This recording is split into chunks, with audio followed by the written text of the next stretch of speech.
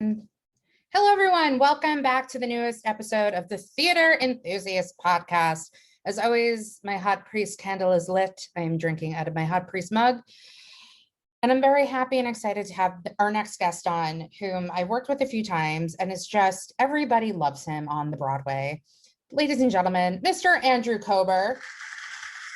Yeah. Well, thank you for that rousing applause. Yeah, I had a feeling you would enjoy this. It's wonderful. Oh, they're wooing. Oh, you guys. Right. I will say though, because I've recorded this on Zoom, the times where I have done the applause app, you would literally just hear the first few like woo, woo, and then it just cuts out. I could hear it like just enough, really. Oh, really? Sure. Man. I don't know if I heard, well, I heard it plenty, but I felt like if anybody who's coming onto this podcast would appreciate the applause. It's all I need to keep going. It would be Mr. Andrew Kober. Sure. Yeah. How are you, Mr. Kober? You know what? I'm all right. I'm about as well as could be hoped for. That's how I am. How are you? I'm good. I'm sad we don't have a reading this week. Is that why you're just not as happy? I feel like I'm just sort of drifting aimlessly without a reading to do with you. I know. I'm sorry. Well, maybe next month. Fingers crossed. We're trying to make it happen. Crossing everything. Yeah. So as you know, I already showed you your show mugs, but like I always jokingly say, the two people who actually listen to this podcast, I'm not joking, nobody listens.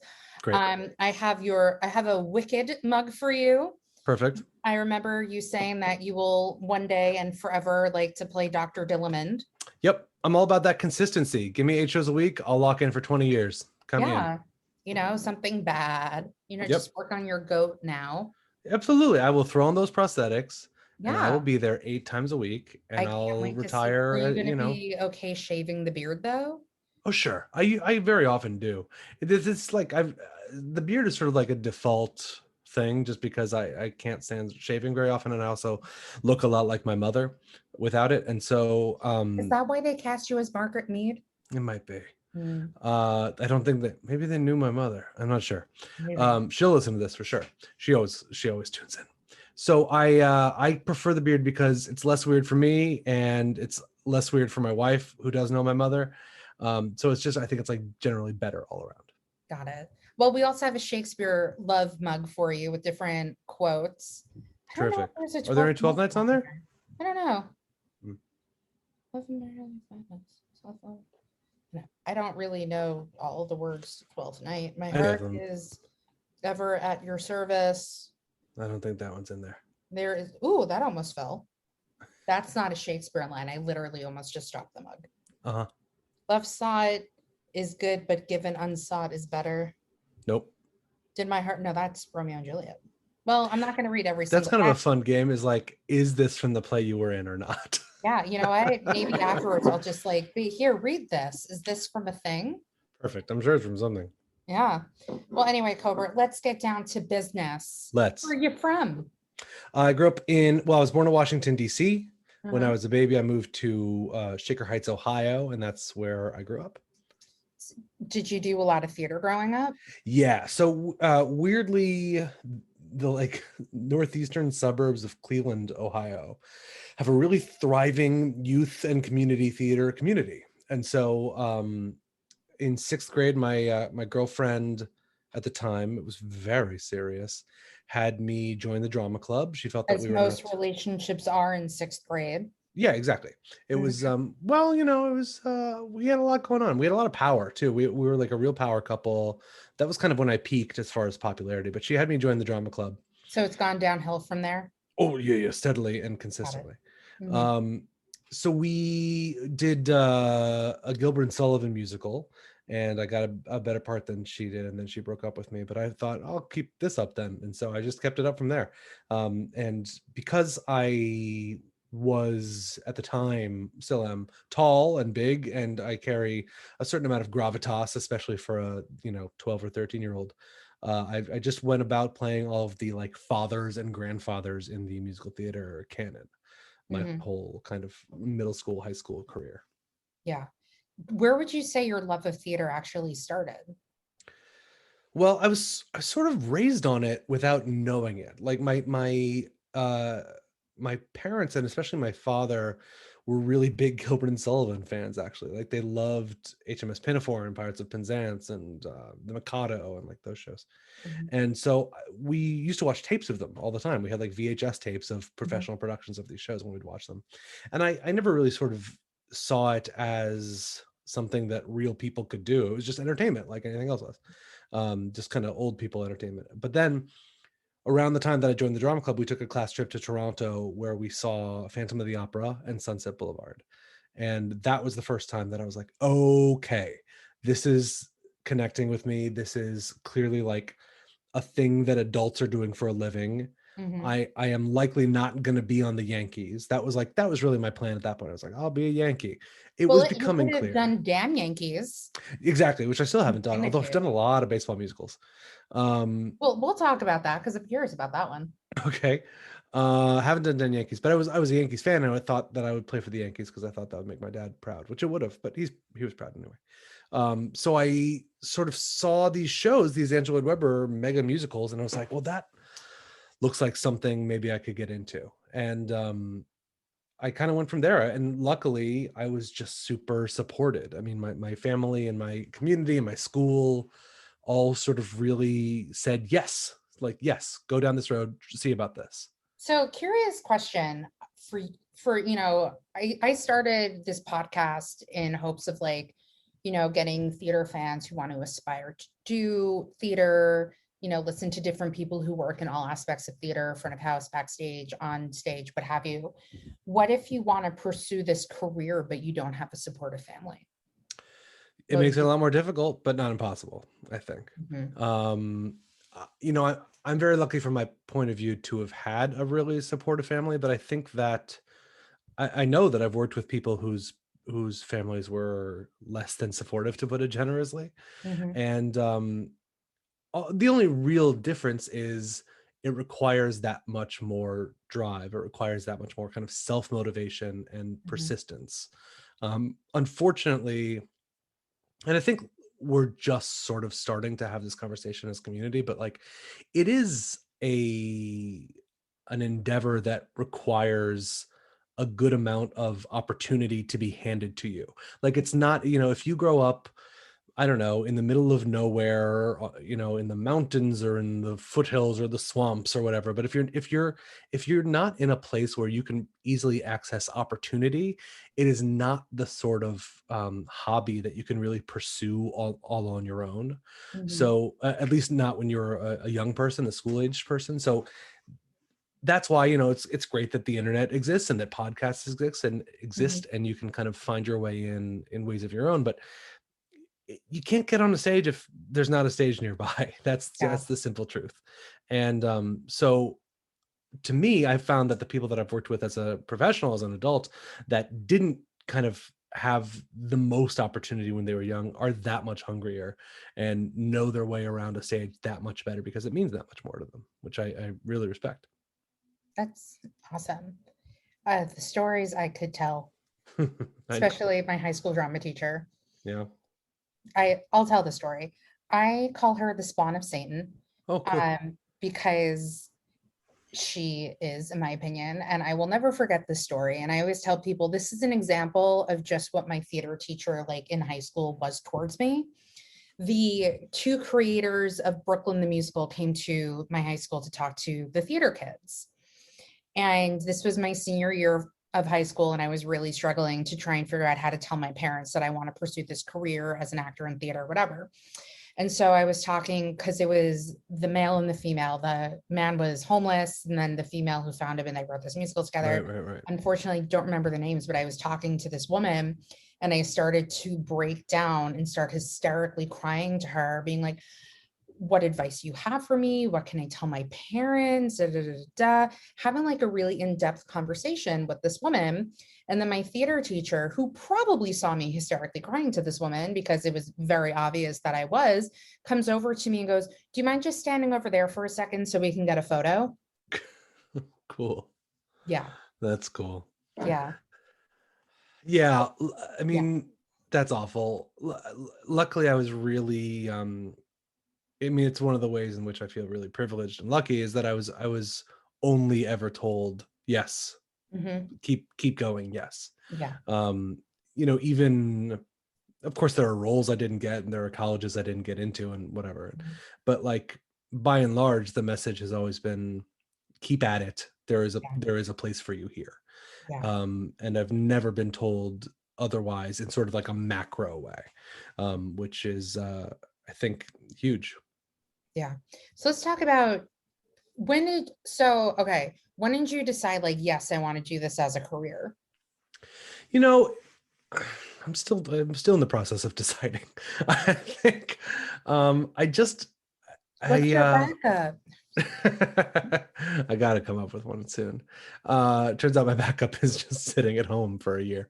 Listen, your Asher and Daddy Instagram Yeah, is the very Asher and Daddy show. popular. Yeah, it's taking I off. have a friend who discovered it and is now kind of obsessed with you. That's great. So Yeah, my wife is convinced that's going to be our ticket to the top. I was doing plays and whatever in high school, and then I did a pre-college program at Carnegie Mellon the summer before my senior year. I went, and it's designed to sort of let you try out what a conservatory program is like to see if you'd like that. And then at the end, there's a mock audition, so you can see what a college audition is like. And I did it, and then a few weeks later, Carnegie Mellon reached out and said, "Look, if you just want to come here next year, you can come here next year." that's I awesome. said, "Oh, cool." So I finished up high school just by the skin of my teeth, and it's all been sort of being an actor in the theater specifically always seemed like to me where the Venn diagram of thing I like, thing I'm good at, and thing that I could make money with most aligned, right? Like I think if you're very, very lucky and supported and privileged, then like you get to make those kinds of choices. And so I thought like, well, this seems to be where the most overlap exists, right? There are other things that I like, and absolutely I have hobbies, and there are other things that I could even see myself happily doing for a living. But as far as like natural talent, opportunity, and perceived potential for a career, this felt like the right thing. And the fact that like the market, for like to speak really frankly, kept on bearing that out was encouraging. Like I got into a good school, and then I got a good agent, and then I got a good job. Like, Did you apply for any other schools, or you were just like, I'm going to Carnegie Mellon? I had, before I got in Carnegie, I think I had a list of like 12 or 13 schools I was going to apply to. After that, I narrowed it down to just Juilliard and NYU, and I auditioned both because I wanted to live in New York. I was like, I want to be in New York. I know that. I did not get into either. I made the call back at Juilliard, which was like a crazy experience. NYU told me that my grades, which were very bad, were too bad for me to go to NYU, which is like fair enough. But at least maybe they wanted you for the theater program, so that's encouraging. Yeah. I mean, I was a smart kid, but I was a lazy kid, and I just didn't do any. I understand that work. sentiment completely. Yeah. So I had a pretty rough time scholastically in high school, but the fact that like stuff just kind of kept happening for me, not by accident, like I was doing the work, but like the fact that I felt it paying off, and that I felt some sort of forward momentum and some progress has sort of kept me here. And there have been periods of years sometimes where there's not a gig, and luckily I think I talked myself into it enough when I was young that I have the patience and the perseverance to kind of push through those times. Yeah. So let's talk about, so do you remember what you auditioned with at like NYU or Juilliard, or what you audition with? Do you remember? My pieces, I did a monologue from Fat Pig, as a matter of fact, by our buddy. And it was an auto monologue, which I still remember every word of. And I did I did my senior of college for Showcase, I did Reasons to Be Pretty. So I'm very well versed in the Steph monologue. Oh yeah. I still remember it. That's the thing. I just drilled those pieces so hard. My college pieces, especially, I drilled so hard that if I ever, also I coach students now, and sometimes I use these monologues. I'll give them to other actors, young actors, so it's fun to revisit them. So I had that auto piece, and I did Dromio of Syracuse from Comedy of Errors, and I had my backup piece, which I don't think I ever actually did, was in an audition, was from a play called Does a Tiger Wear a Necktie, which was Al Pacino's first play. In like, I feel like I can picture him saying, "Does a tiger wear a necktie?" yeah, Tie. this is Right? like in the, I think the early 60s. Hmm. And it was Is just he throwing a hoo-ha? No, I did. It was just this like really raw, angry piece that I'm sure I wasn't pulling off. But I don't think anyone ever asked to see it, so that I got lucky in that No, regard. I'll tell you what.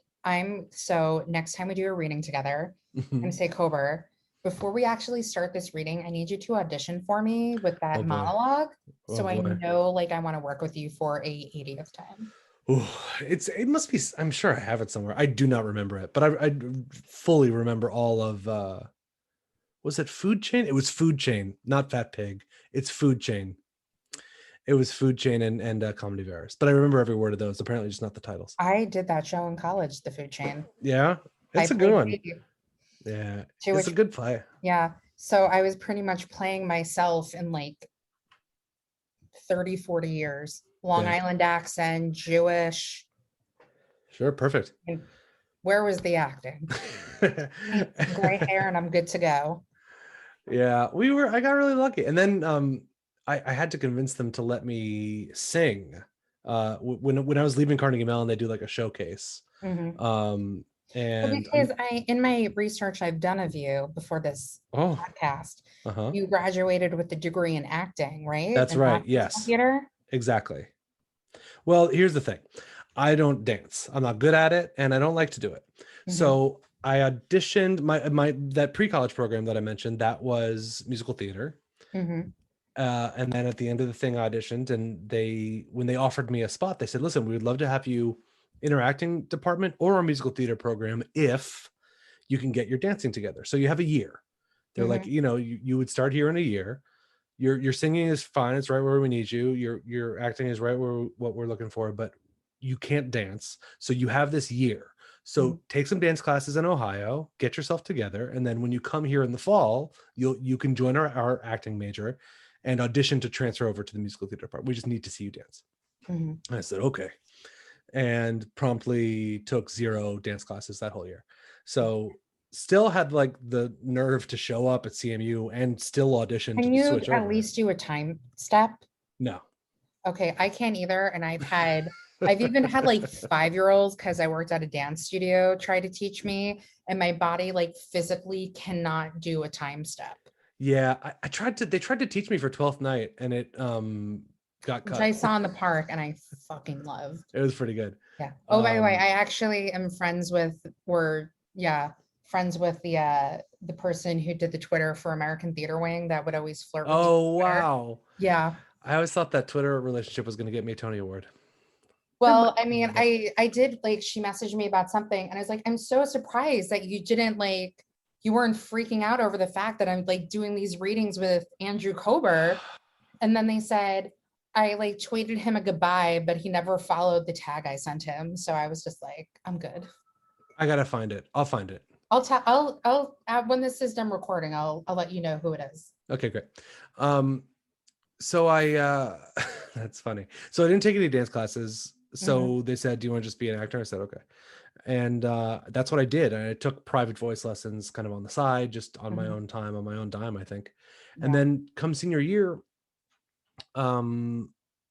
I had to really lobby to get them to let me sing at our showcase, Yeah. because I wasn't a musical theater major. So, which is a reasonable argument on their part.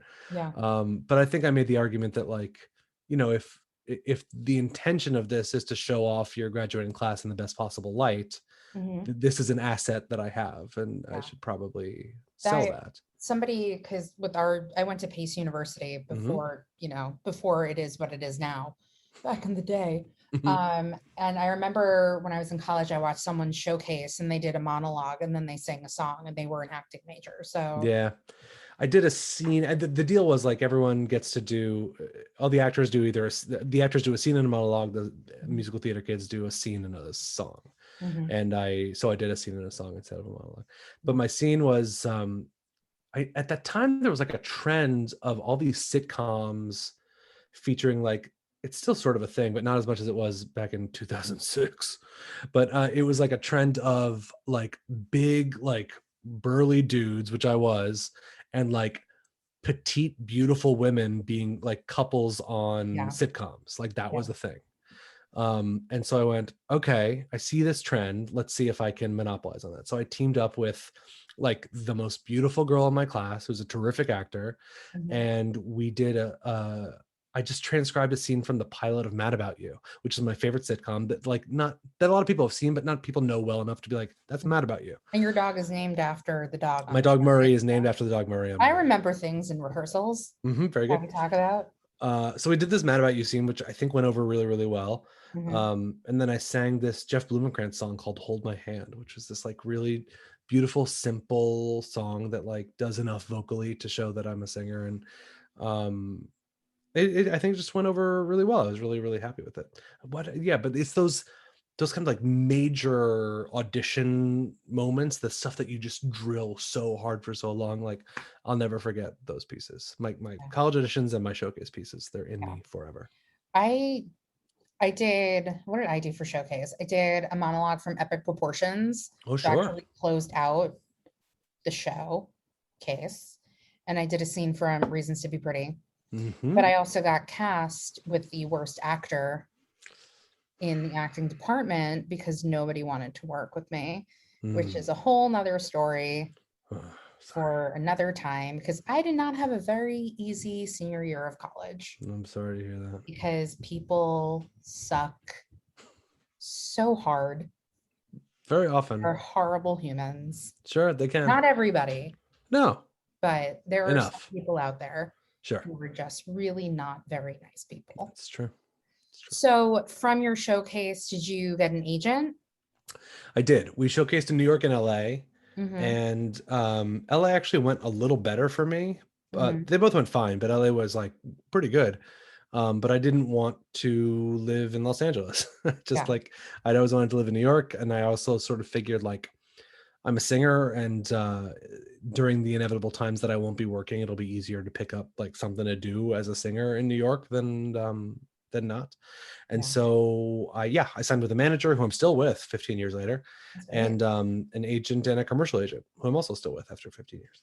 That's amazing. So Yeah.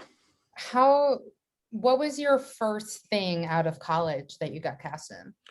I did it. I made some poor choices is what I did. So while I was in New York for the showcase, I got an audition for the Williamstown Theater Festival, which is a really fantastic place to work, really highly acclaimed and wonderful summer theater festival.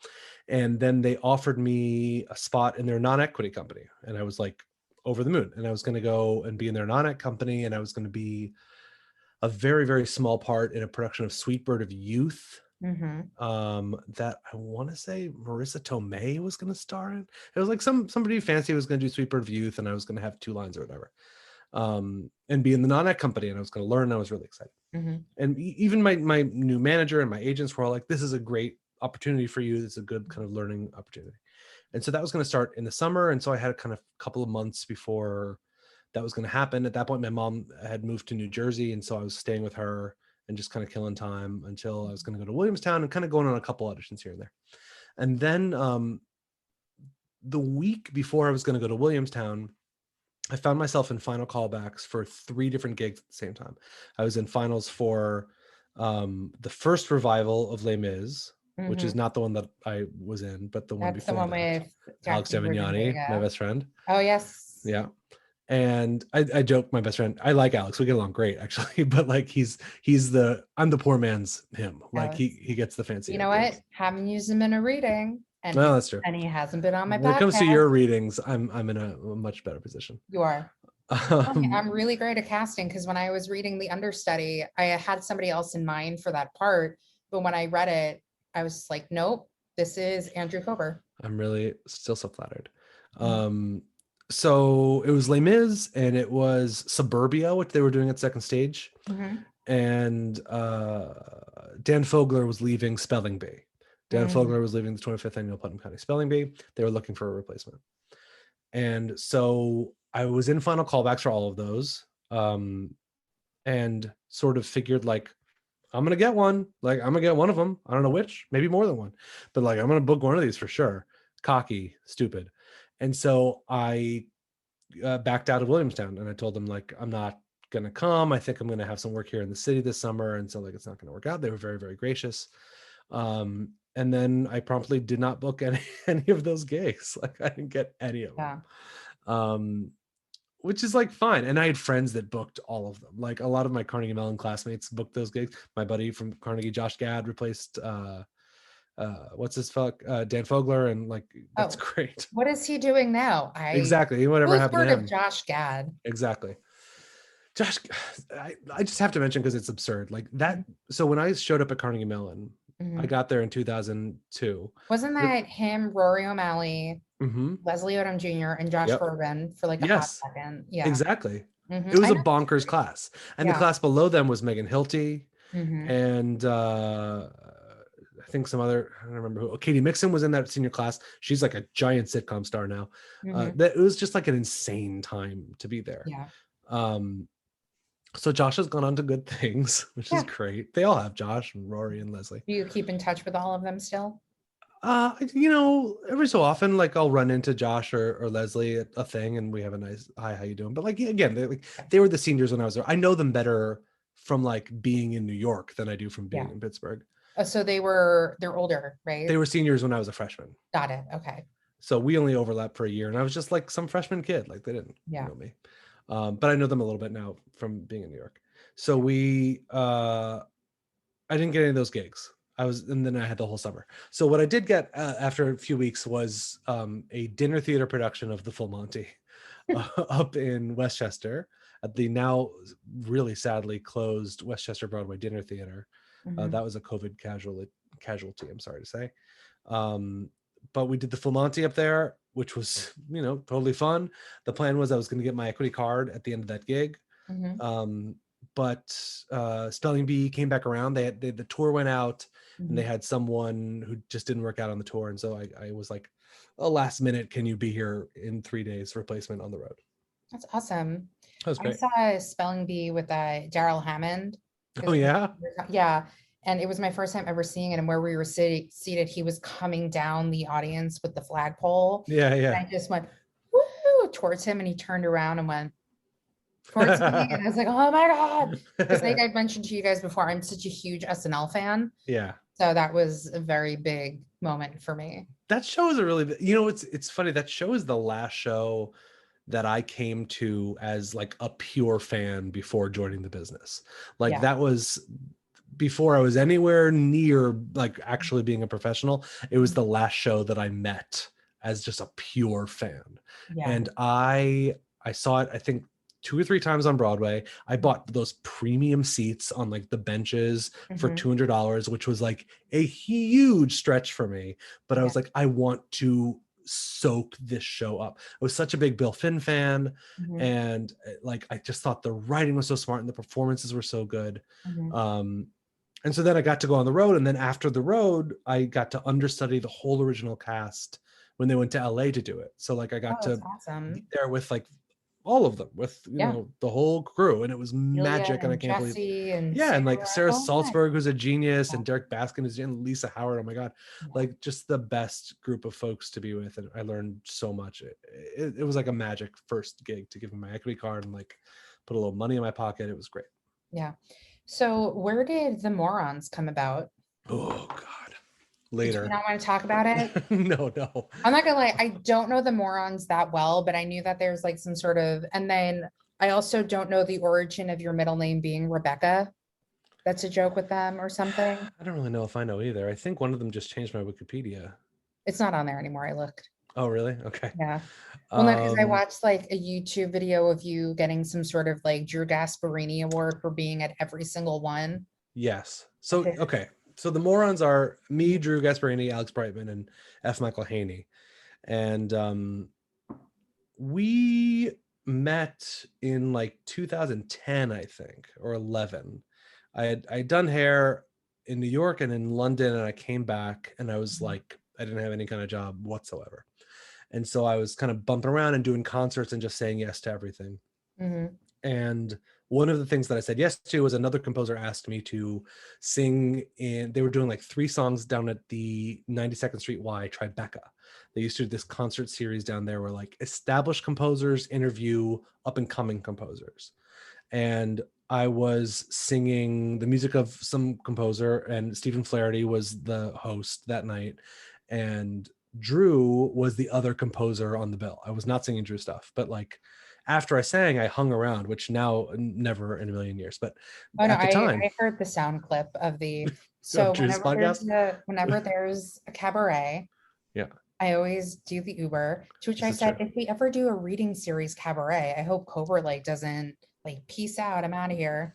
Well, now I'm like so starved for human interaction. Like these days, I would hang out. Oh, But I have a lot of plans for this cabaret if and when it ever happens. terrific. I'm Like in. I still really wholeheartedly want you and Vosk to sing Move On.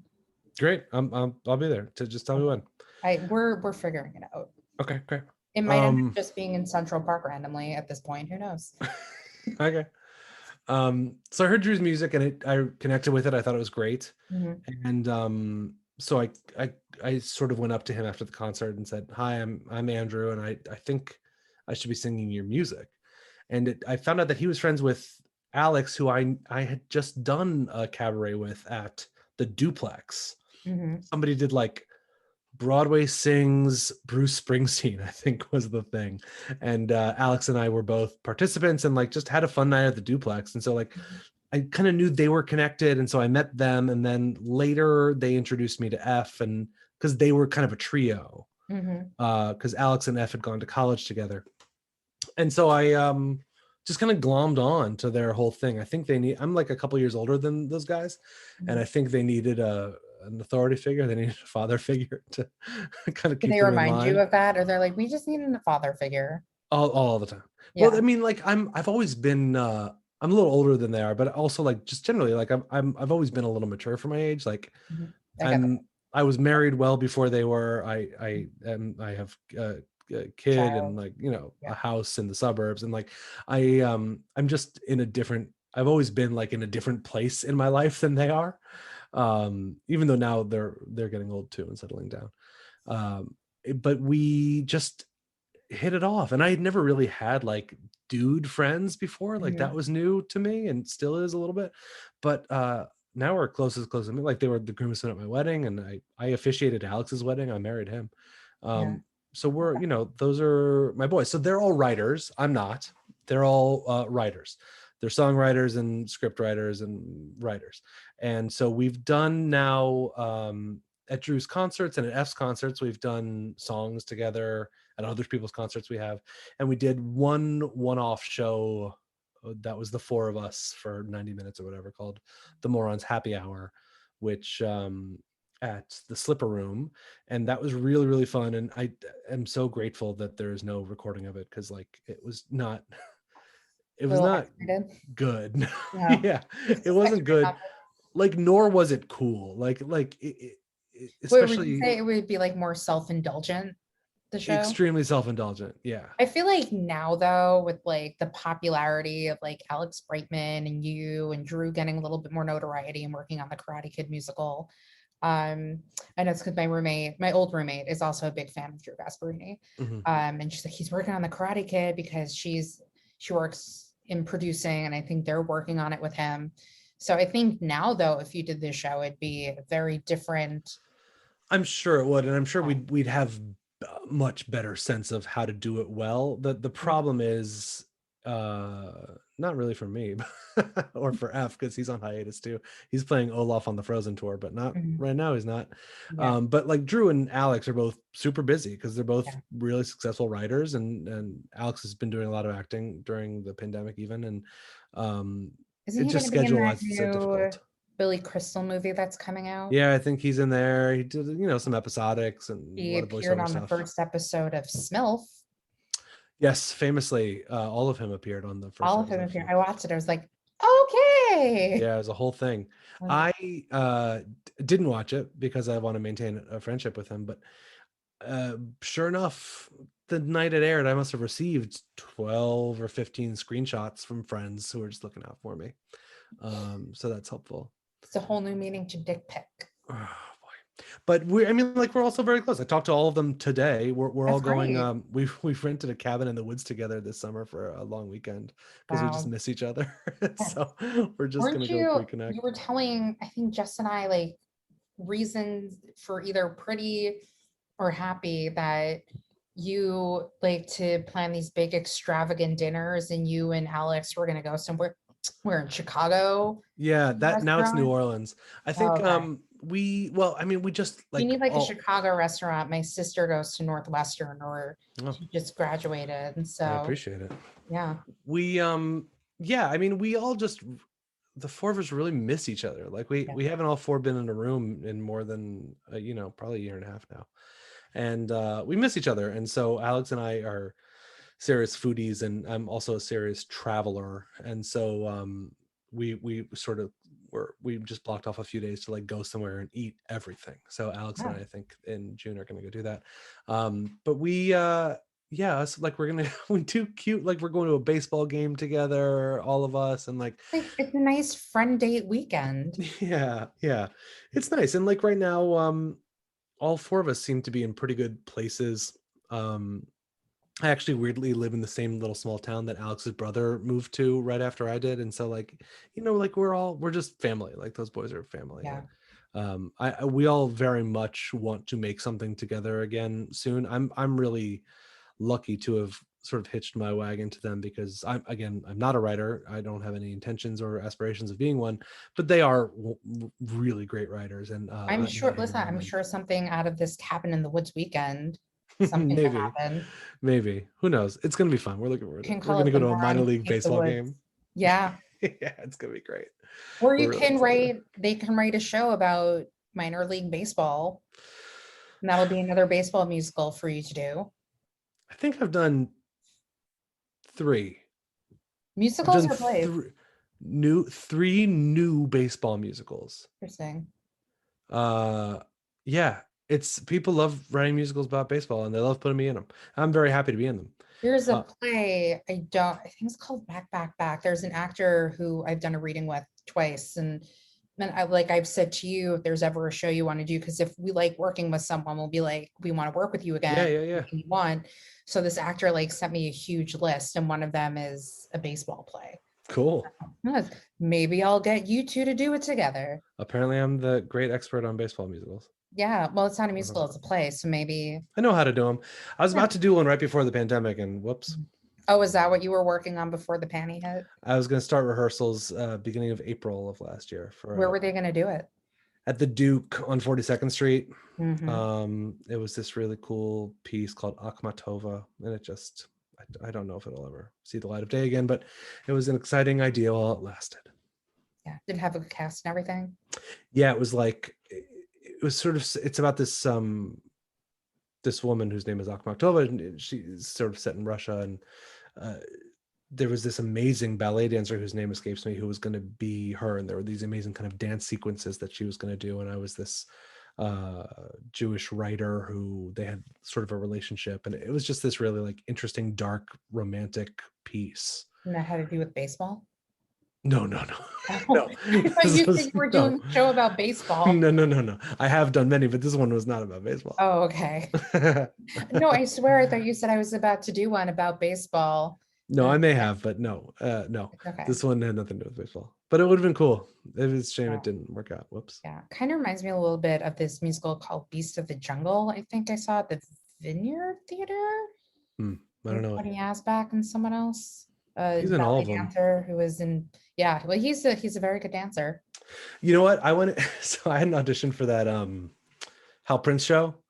Prince of Broadway. Yep, I I saw went it. in.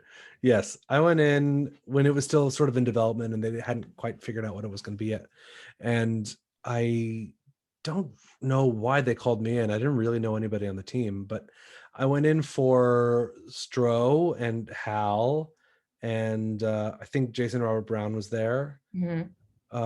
And they had me sing a couple things. They had me sing "She Loves Me" Mhm. and something else. I don't remember what. I was trying because my roommate's boss was one of the producers of that, So I got to see final dress rehearsal. So when you mentioning that, I'm like trying to think of who you would have Well, played. I'm going to tell you who I would have played.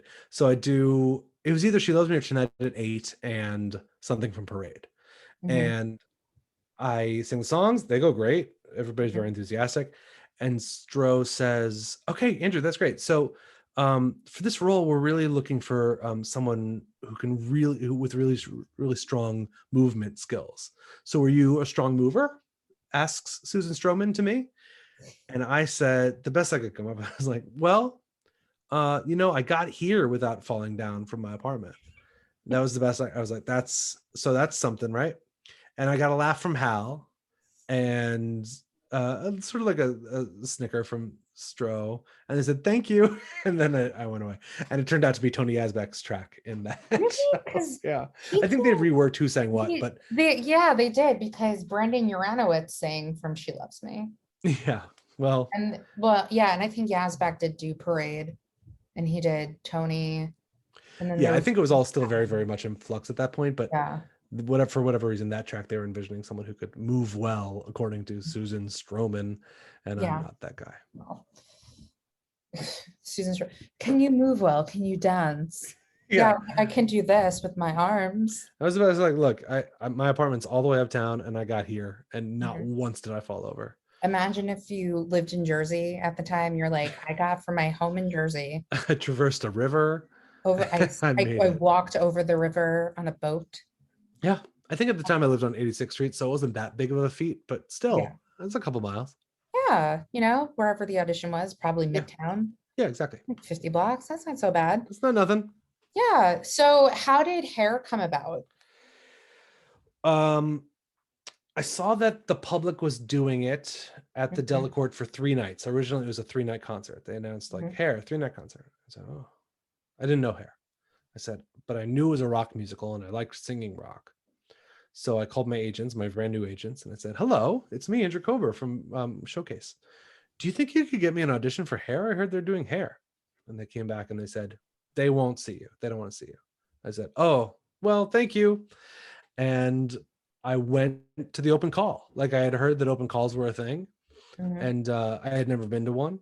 mhm, And so I got my little book and I went down to the public on Lafayette Street and I sang a Billy Joel song, mhm, which in retrospect is not a good choice for Hair.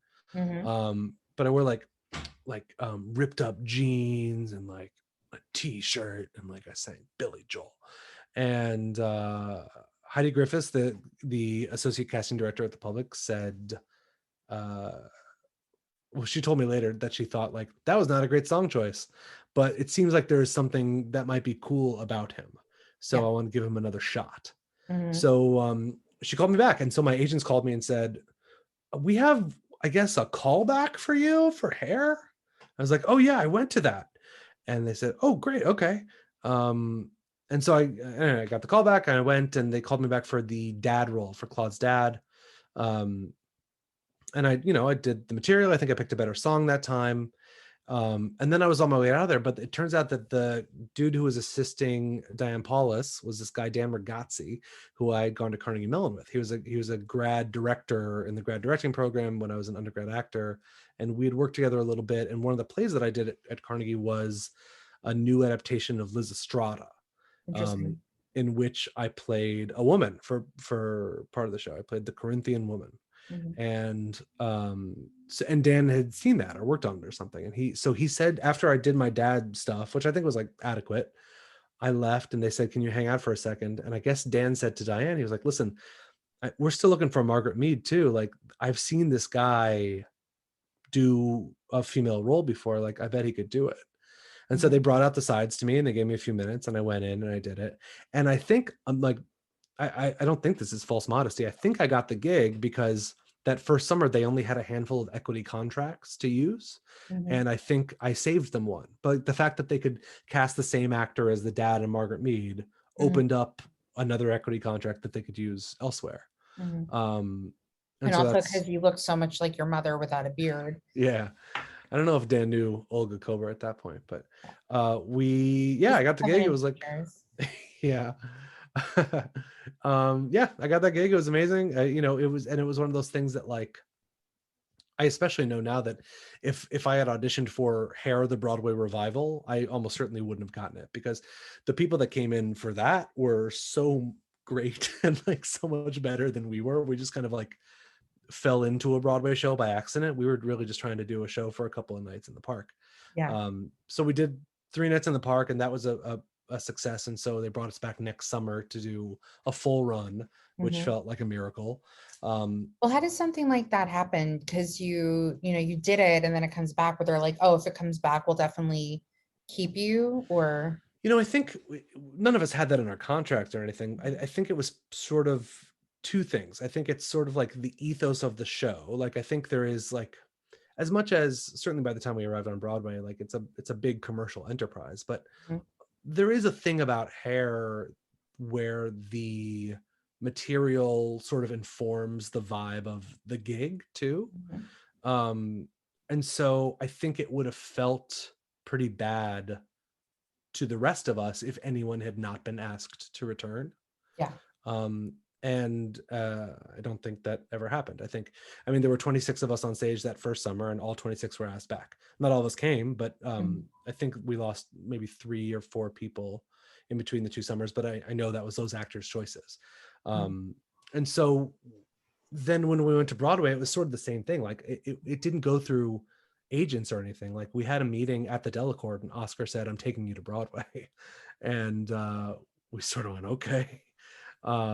There was never any discussion of like contracts or first refusal or anything like that. It was just like, you guys are the show, and this is the show we're taking. And it was the same thing with London. They called a full company meeting at the Hirschfeld and said, "We're going to London. You're all invited. Who wants to come?"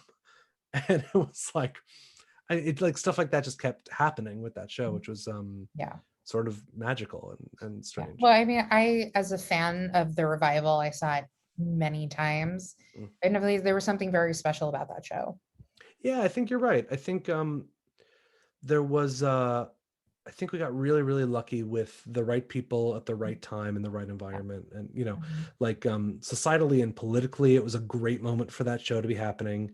I Mhm. think it was really well done and well directed, but I think it was especially well cast. Yeah. And I think that kind of goes a long way with a show like that. Like, Mhm.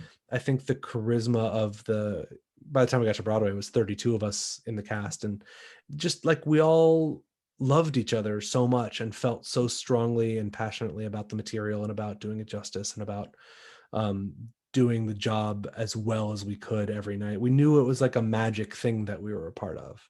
Yeah. Um, and, certainly it's like, it, especially for those of us that had been around since the first summer when it was like a nothing gig Mhm. that we were just so excited to be a part of. Yeah. All of a sudden we're on the Tonight Show and we're on the Tonys and we're at the Macy's parade, and it's like, once the kind of like fancy shiny stuff showed up, it felt like such gravy on top of the thing, because we had worked so hard to build such a great thing that we all felt so strongly and personally about, Mhm. that any kind of success that it had commercially or critically was like nice, but not the point for us at all. Yeah.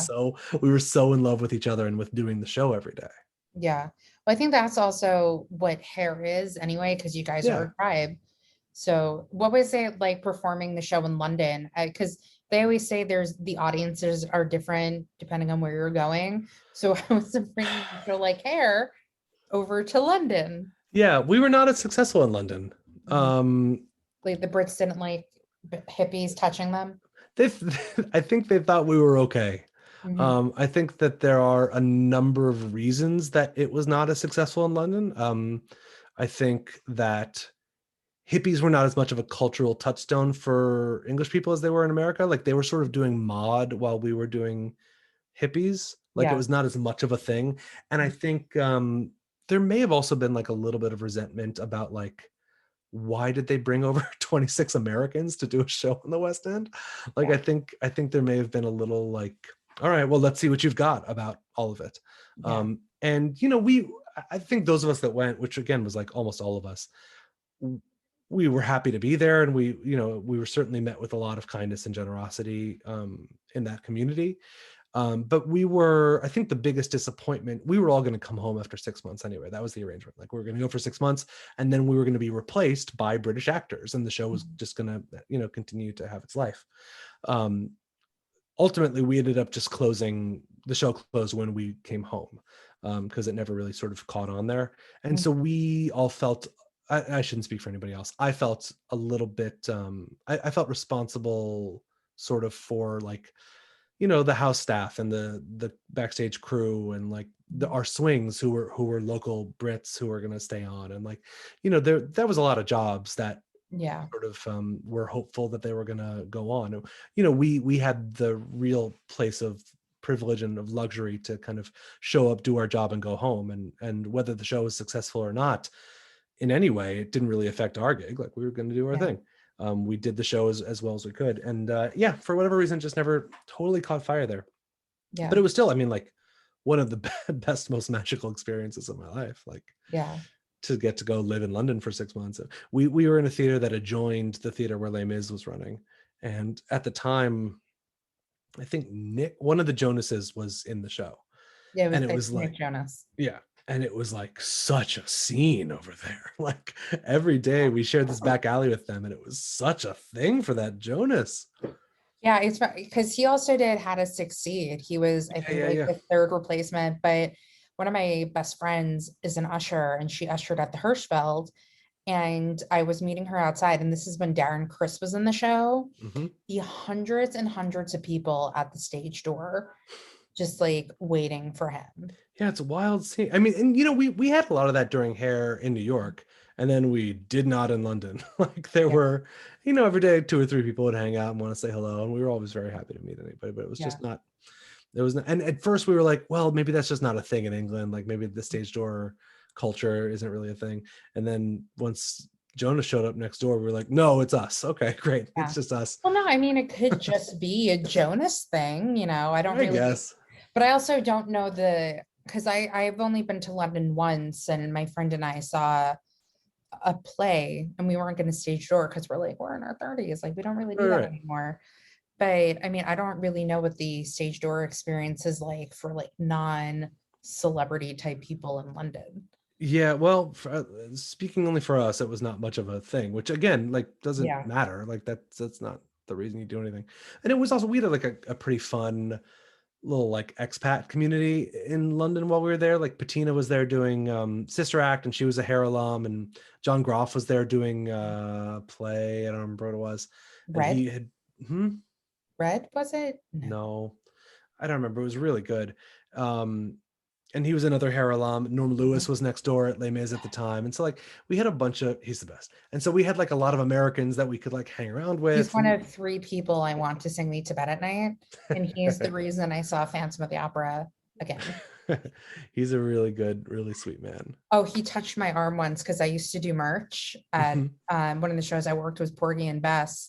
And he like came out to our merch booths and we were selling his CD. And I don't remember what I said or who said something, but he did one of those like things and he touched my arm and he left. And I was like, oh, Norm Lewis touched my arm. He's pretty great. He's one of those, like his voice is so iconic. And I grew up as such a fan of his and he's one of those voices where his speaking voice is exactly the same as his singing voice. And so he talks to you and you're like, oh. Yeah. I say so his voice is hanging just out with him is so wild. Yeah. It just feels like hanging out with one of your favorite cast albums. Who is that for me? I don't even know. Andrew Kober. Yeah, that must be it. He's, it's like my wife is a very, very big fan of his too. And Norm's a little bit of a flirt. And so every time Farrah would come visit, we would all be together and be like, hey, Farrah, how you doing? And I would just watch her fall apart. Like my wife has met some very handsome and famous men in her day, both independently of me and through my career. But like, I've never watched her melt like when Norm. Listen, I get it. Yeah, totally. I get it. If Norm Lewis was going to be like, hey, how are you? I'd be like, I'm great. Yeah. Thank you, Norm Lewis. I don't know. She was cooler around Jake Gyllenhaal than around Norm Lewis. I feel like maybe I would, I don't know. I feel like at this point though, because I'm like in the business, not really. Yeah. But also with I don't know how I would be if I ever met Jake Gyllenhaal. Well, you'd be exactly like you are right now. Yeah. Well, I He's a mean, very normal, because nice like guy. you're just as Jake Gyllenhaal Cobra. Yeah, that's right. That's true. I mean, Oh. I don't know. I cried when I met Laura Linney. Oh, that's a reasonable response. Yeah. She touched my elbows. It was a beautiful moment. It sounds like it. The first time I met her. Second Hmm. time, stage door, Lucy Barton. I was the only one there to meet her. And then there was an autograph seeker, but he ended up Mm. being very nice and taking a photo of both of us. Oh, that's nice. Yeah. Anyway, so hair is done, Hair's right? done. Did it What done. happens next? Like When do 3 years of unemployment. what's the next Broadway show you do after Les Mis. Les Mis? So you got the second revival. I got the second revival. Yeah, it was a big relief because I Mhm. thought I was done in this town. Were And you doing like a bunch of cabarets in between? Were yeah, I you was doing getting a lot any of like like TV gigs? Like, yeah. Little guest starry things. It's okay. Mhm. Um, little guest star gigs and a lot of cabarets, a lot of concerts, a lot of Do like you development. get because I honestly don't know the answer to this, but like do you for the cabarets and stuff and they ask you to do it, do you get a stipend for it or you just do it or how does that Almost work? never. Okay. It's almost always You're just not like gonna get one for the reading series and just yeah, no. At sort of the best case scenario is a drink ticket Mhm. generally. Um, Or we'll order you your Uber for no, during the not introduction. not that. Okay. Never that. Okay. Only a drink ticket, which I'm very happy to have. Mhm. But like especially when I was young, it's that thing like now I think I have enough perspective to feel a little differently about it, honestly. Mhm. But when I was just getting started, and there are so many really talented performers in this town, and exposure is a big deal. Getting on stage is a big deal. Making connections is a big deal. Having people see you is a big deal. And Mhm. so while I certainly don't support artists being paid in exposure, like I think Mhm. this is what we do and it should it should be honored in that way. Mhm. um I certainly did a lot of gigs for exposure, Yeah. and it worked out. I mean, really, some of the best long running creative relationships of my life I've made because like they saw me at a 54 and they asked me to sing in their 54 and we got along great and whatever. Yeah. Or just do like a bunch of readings with me and here we are. Yeah. Yeah. Well, I mean, really, like I think I would imagine you have found this. I would hope you would have found this, but I think during the pandemic, like no one's really saying no to anything. Like I think Honestly, you'd be surprised. really that's so strange to me. I haven't been saying no to much. I'm just so Yeah. happy to kind of like I was talking to an actor who I worked with and I was saying like, oh, casting's my least favorite part. Like I pride myself on being very good at casting. And that's why I think our readings have been very good because I mean, yes, the material could be good as well, but if you have like a shit actor, like it's just not going to be good. yeah. Um, but just like we did a reading with the other reading company we had, and it was a reading of Dinner with Friends. Hmm. And that I probably would have had an ulcer at some point with just trying to cast that reading. And we did Q&As after, as you remember. And one of the questions was, what was the casting process like? Because it was so great. And I said, I don't want to answer that question because it was a lot. Yeah, I And don't listen, envy that. yeah, well, that was, yeah. I mean, listen, sometimes people are busy and they can't do it and they're very grateful, but other times you're just like, no, I don't want to, which Yeah, is understandable, And I always say we get who we're supposed to have, but not every time you offer a role to somebody, they're going to say yes for yeah, whatever absolutely. reason. Yeah, of Yeah. course. um yeah, I totally understand that. And then, even though I wasn't like in any Broadway shows during those years, I was still busy doing the thing that I like to do. And so I was, Yeah. I was happy, but I would have been happier if I was in a show. So when Les Yeah. Mis came along, that was big. That was a big relief, and I was really excited to do that. I mean, it's Les Mis. I won tickets for my first Broadway show was Les Mis. I was Yeah, 5. For perfect. years, I would Well, I'm tell my sure you mom, loved it at 5. for years I was like, you don't take a 5-year-old to see Les Mis. For years, like for 15, 20 years, you don't take a 5-year-old to see Les Mis. And then my mom at one point said to me, she's like, you need to get over it. The tickets were free. So I mean, look, I am the parent of a 5-year-old, and yeah, I wouldn't take him to see that. yeah. But so this company I used to work for when I first started, they had Les Mis tickets, and they Yeah. said, we're going to hold a contest. So you had to take a photo in front of a New York Vista, and whoever has like the best photos or like best photo is going to win tickets. So if you give me a challenge like that, I'm going to dominate the challenge. And so I sent them a collage of like, I even took a photo with the naked cowboy and Perfect. Elmo in Times Square, like in front of Perfect. 30 Rock, like the empty Icons. sign. Yeah. So I won tickets Great. and I took my mom to see it. And I actually texted her a photo of Ramin when he like has his shirt ripped open. Yeah. And her response was, hello. So she very much enjoyed it. I'm sure. Yeah. I'm And I just have to checking. say Okay, though, I good. was very impressed with Will Swenson in the musical because I've never heard him Very sing like talented. that before.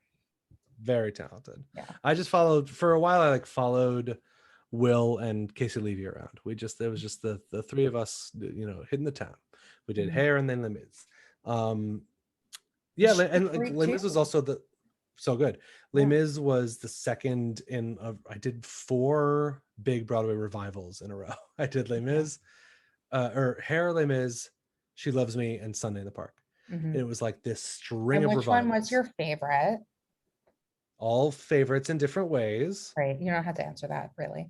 I mean, they're all. I mean, like, Yeah. I can't think of 4 more different shows than those, honestly. Like, Did they're you pretty different. understudy any big parts in Les Mis? I can't remember. Nope. Mm-mm. No. I was the factory foreman, Mhm. and I was like, I fired Fontaine, and in our production also raped her, which, for Full circle. Casey, who's my mishpucha, like we are family, and we're at each I love other's how you said weddings, and mishpucha because she is Jewish, I'm right? half. My Oh, wife is. shalom. Hey, full Hey, fledged what's up? right here. I'm not the half that matters, as my dad said. Yeah. So Les Mis was like a magic thing. I don't know. No, I didn't understand anything. I just hung around. One time I went on as the bishop. I did not understand that role, but something must have happened with the coverage. I don't know what happened that night, but one night only I did play the bishop, which is strictly speaking like out of my vocal range. Like I cannot sing that low, Mhm. but I did on Broadway one time. And you don't have to do it ever again unless there's I a sure third hope not. revival and they want to cast you as the bishop. Yeah, look, I'm open to it. Call me. Did Alex Gemignani replace anybody? In my Les Mis, no. Yeah. Okay. No, he did not come around. And so what happens after Les Mis? Is it She Loves Me or is it She Loves something Me, where I work with Alex's dad, Paul Gemignani, famed music director. nice? We did She Loves Me. So I left Les Mis to go to She Loves Me. My Mhm. son was born while I was in rehearsals for She Loves Me. Wow.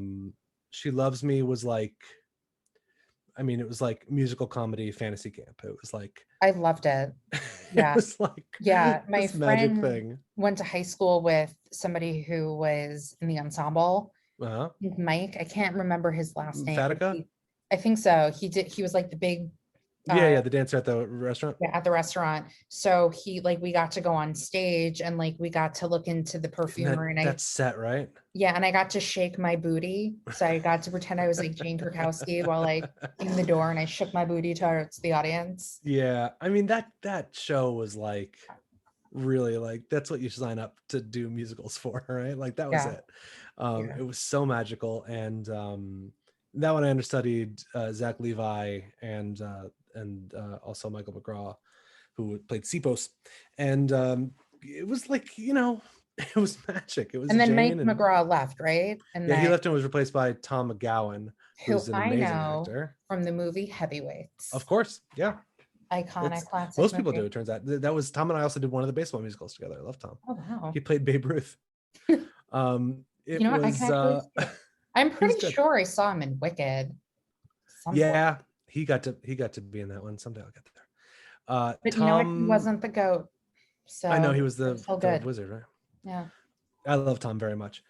He's a terrific guy. We were together a few times. So She Loves Me was like magic. I just like sat and stared at like Gavin and Jane and Benanti. Just watched them kind of like do magic things every day in front of me, Yeah. and it was unbelievable. Yeah. And then and so my son also, what was perfect about that was when I was not on my understudy track, when I was on my regular gig, I was in like 7 minutes and change of the show. I Mhm. timed it. Typically I'm not one of those actors like, oh, get me to my dressing room. Like, I like to be working, Mhm. but like I said, my son was born in rehearsals, and so I had a newborn at home during the Mhm. whole time, and we had some challenges when he was a very, very, very fresh baby, and so I was just exhausted the whole Mhm. time. Like, She Loves Me is sort of a blur because I was so tired. But the beauty of it was my very first entrance was that restaurant number, which is the finale of Act One.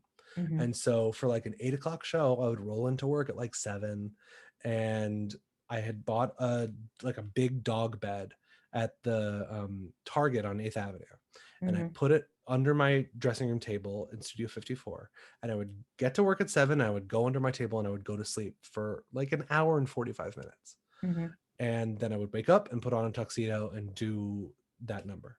Then I Mhm. would go back to sleep for another like hour, and then I would do 12 Days to Christmas, which was the finale of the whole show, and I Mhm. would bow and I would go home. It was like that show was so truly my me time, and I got to sit next to Jim Walton in the dressing room, who's like a Broadway legend. He started Merrily We Roll Along, which is one of my favorite musicals, and Mhm. he just let me pick his brain forever. Like, that gig was just so special and cool. Yeah. So I did that for 6 months till it closed, and then Sunday in the park. How was Sunday in the Park? That was, well, did you do it at City Center? No, I was new for Broadway. I Mhm. asked if I could please do it at City Center, and they said, no, we already cast it, but thank you. I said, okay. And so I thought, I won't get to be in Sunday in the Park. And I was just like walking around one day, and my agent called and said, like, look, Sunday in the Park's coming to Broadway. I said, I know. And she said, well, it's all cast. I said, I know. And she said, but they just want to offer you the offstage cover job. And I said, oh, okay. She said, it starts in 3 days. I said, okay, I'll do it. I didn't have anything going on. So it just like really like 72 hours later, I walked into the first day of rehearsal for Sunday in the Park, and it was like just a magic thing that kind of fell into my lap. I mean, yes and no. Like, it was magic in that it fell into my lap and that I didn't audition for it or really pursue it very hard, but also not, because it came from a casting director and a team that I had been doing good work for over several years at that point. You know what I mean? Like, it's, Mhm. you work hard to get lucky. It's that thing, right? So Yeah. it's, the casting director knew me and had seen me do good work and had put me Mhm. in things before and had Mhm. not put me in a lot more things than that. But I did good work, and he was able to go to the creative team who needed a swing and didn't have time for understudies and say, I know the guy. Mhm. And so again, it was another one where like I could just go to work every day and watch Jake and Annalie and like Brooks Eshmanskis, who is one of my dearest friends and is like really, to me, like the epitome of comedic musical theater actors. Like, I think he is the best Broadway musical character actor in the world. Yeah. And like Robert Sean Leonard, like, it was just like Yeah. a weird magic gig to get to do. Yeah.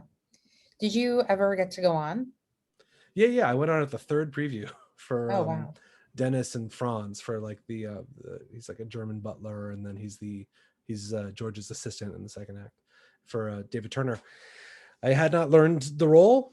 I did not know the words or the music or the blocking, and I did not have any costumes, and I had not rehearsed. And I went on at the third preview, which was also the photo call. So like all the photos in like the New York Times and whatever of the painting, I'm in the painting in all of those, which I was not usually at night.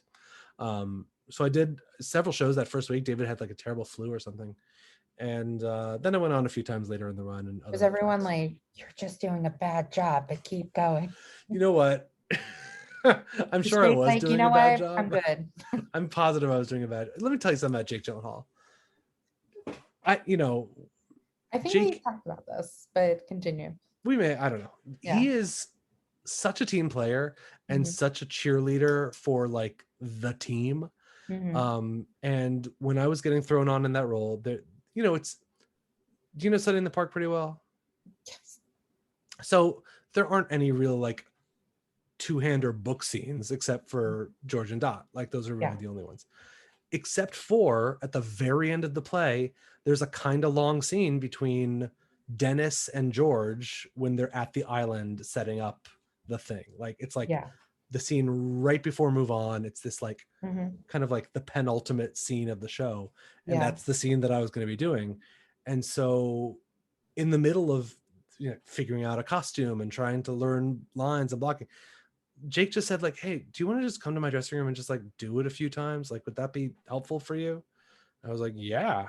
And we didn't know each other that well. I mean, I was the cover, whatever. So I went to Jake's dressing room and we spent probably a half hour just like beating through it. And he was totally game for the ways in which I was different than David, and totally open to responding to the things that were happening between us that were different than what had been happening in rehearsal. And Mhm. he couldn't have been more generous or more accommodating. And Yeah. it put me enormously at ease. Yeah. I think the thing is with Jake Gyllenhaal too, and I think he's like said this in interviews, like he's a theater nerd. Yeah. Like he grew up with that stuff. And I Yeah. personally think he's actually better on stage than he is in film. Yeah. He's really good. And I Yeah. think he's good. And he also just took such good care of us. He was also a producer on the show, so that helped. Okay. But like whenever the cast needed advocating for, Mhm. and like it was a brand new theater, we were the first show in this theater. Yeah. So there were some kinks that needed to be worked out. Yeah. Jake was always really comfortable being our advocate and standing up for us in a way that he was really under no obligation to. Well, what's really funny about that being the first show in that theater with Jake Gyllenhaal was Jake was supposed to do the play Burn This to Right. open that theater. Right. But then scheduling conflict Yeah, something happened, so they couldn't do it. But he ends up opening that theater anyway with a different show. And they Yeah. eventually do Burn This, but with Adam Driver. And he went back and did that other play See Well about Alive. fathers. Yeah, See Well Yeah. Alive. He's the best guy, and like the most normal. He's Yeah. like a really, really good guy. Mm-hmm. And so then after Sunday, what did I do? I think 12th Night happened. Mm-hmm. After Which Sunday. I fucking loved 12th Night. Me too. My favorite It thing. was so great. It's my favorite thing. Yeah. So we did 12th Night a couple of times, and You're wonderful at Shakespeare, by the way. thank you. I And really you know who appreciate else that. is? Nikki M. James is Whoa. Nikki's on like really a whole good. nother level. Nikki's directing now a lot, which I think is heard. terrific. Nikki is to me like, because we had also done Les Mis together.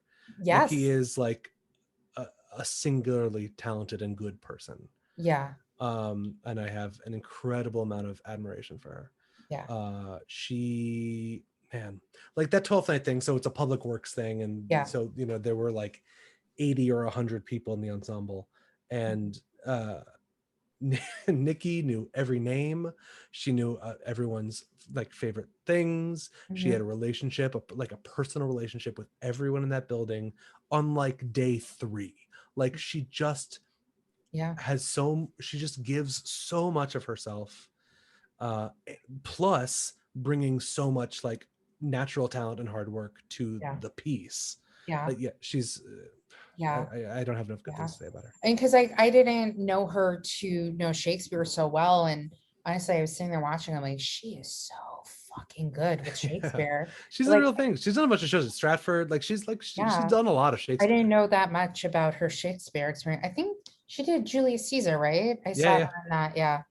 Yeah, she's the real thing. She's like a truly good classical actor. Yeah, she should do more Shakespeare thing. Has she directed? I'm sure she's directing.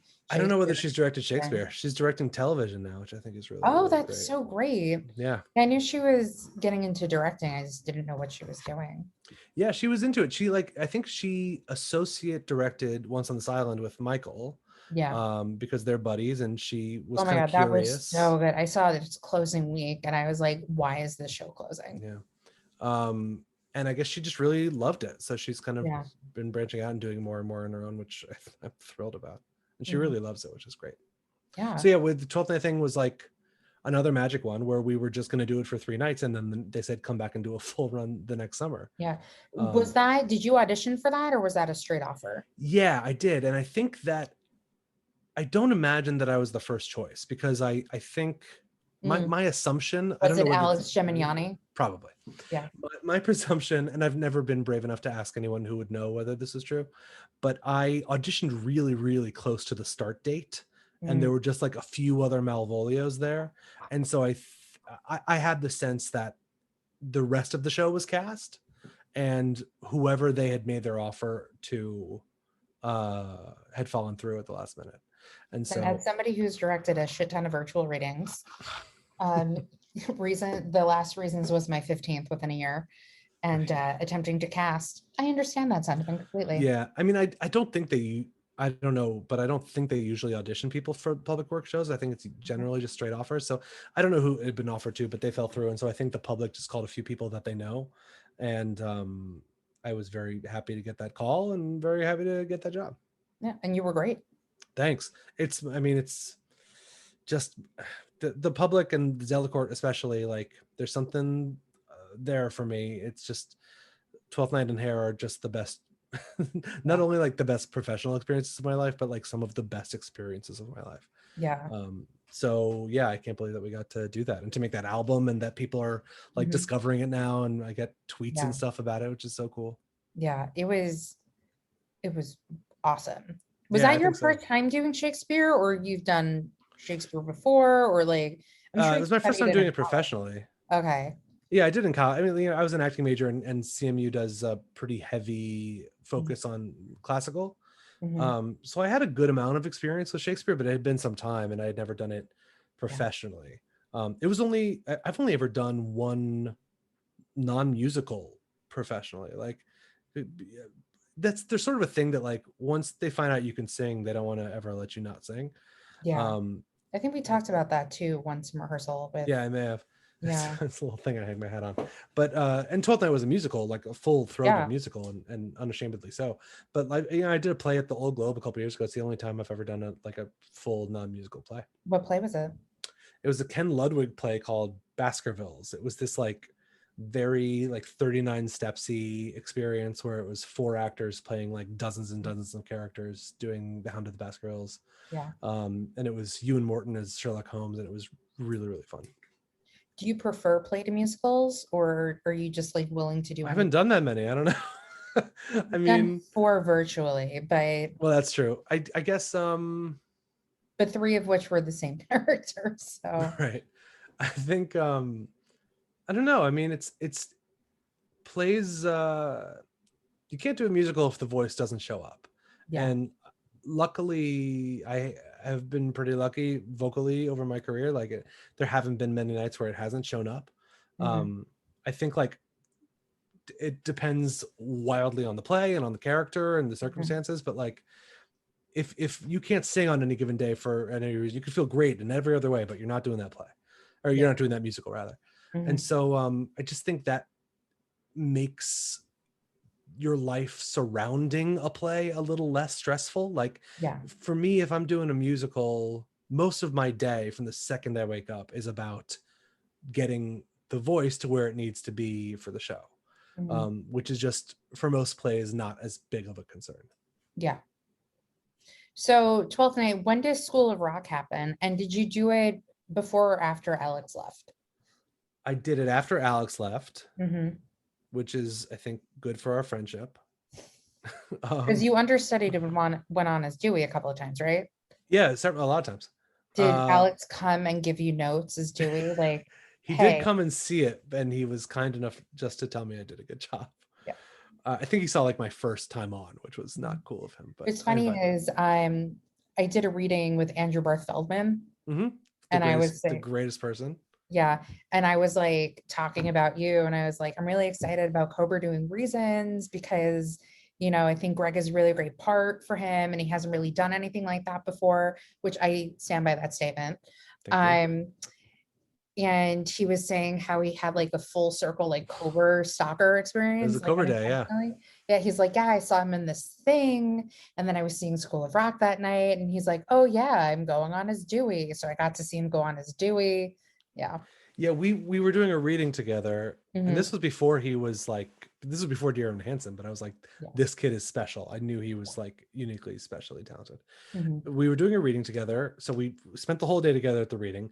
While I was at rehearsal, I got notice that I was going on that night, and I happened to mention it to him, and he was like, I'll come. And he came to see me go on, and then I was singing at like the 11 o'clock 54 Below show that night that he already had tickets Yeah. to. The So we spent like full day of 17 cover. hours together or something. Yeah. Yeah. So School of Rock happened, I think, between the first and the second 12th night. So I had auditioned for it many times. Never booked it. Finally, I guess the time came. It was the same director as Les Mis. So like, I think he got to know me a little bit during Les Mis. Mm-hmm. He cast School of Rock during Les Mis, but he didn't really see me for it, which was fine. And then as soon as Alex got it, as soon as like I heard it was going to be Alex, when Alex said like I'm going to be Dewey, it was, I mean, obviously thrilled for him, and I thought he was a genius in the role, and I was his opening night date. I was never prouder of a friend in my life, but I went, oh well, I won't be in this show. Like that's not. Mm-hmm. I think I'm a pretty good actor. I think I'm funny. This is not false modesty. I can't do what he does. Like, and he can't do what I do either. Like to be clear, but like Yeah. if I sort of went, if that's what Dewey is in the Broadway musical School of Rock, that's just not a skill set that I have. Two stories about that. So I actually knew who Alex Brightman was because when I was in college, they did this thing called Pace New Musicals, Mm-hmm. and they did a Ryan Scott Oliver musical of Darling. Oh, So somebody who I was really good friends with at the time, she played, I want to say the character's name is Ursula. She played the Darling girl. Yeah, it is. So I've done readings of Darling. I loved it. yeah. So she would do these concerts, and Alex Brightman played Peter. Yeah, So and he's that's brilliant. yeah. And I've known who this guy is for like 10 years. And Yeah. I was working merch at the Heidi Chronicles, and I became very friendly with like the company manager. And she said, yeah, I'm going to go work on School of Rock. And I'm a huge fan of School of Rock. Everybody who knows me knows I love the movie like for years. I will admit though, when I was like, Julian Fellows is doing it, really, guys? Come on. But I asked Yeah. her straight up before they even announced it. I was like, who's playing Dewey? And she's like, oh, I can tell you, it's going to be Alex Brightman. And I was like, that's incredible. Yeah. Yeah. Yeah. It was great casting. Yeah. He and I thought he was terrific. And Yeah. The first time I saw it was the day after Thanksgiving when it was in previews. mhm. And my family used to see a show the day after Thanksgiving every year. And we actually saw an understudy for Dewey Mhm. because a majority of the times, whenever you're seeing the matinee the day after Thanksgiving, good majority of the time you're seeing an understudy for one Sure, of a those, lot of the time. Yeah. for whichever reason. But I was watching the understudy and I said to myself, Alex Brightman will be nominated for a Tony Award. Mm-hmm. Lo and behold, he was. Deservedly so. He was good. And so I sort of thought like, well, all right, I won't be in that one. That's okay. And they still like it was like a running joke with my agents that every 6 months or so they would call and ask if I wanted to come in, and I would say like, don't they know they're not going to give me this job? Like this is not my job. Yeah. And so I would still go in like I'm not. Yeah. It's not beneath me at all. So I would go in and not book it like I told them I wouldn't. So once they called and said, do you want to come back in? They need a new understudy. And I was, okay.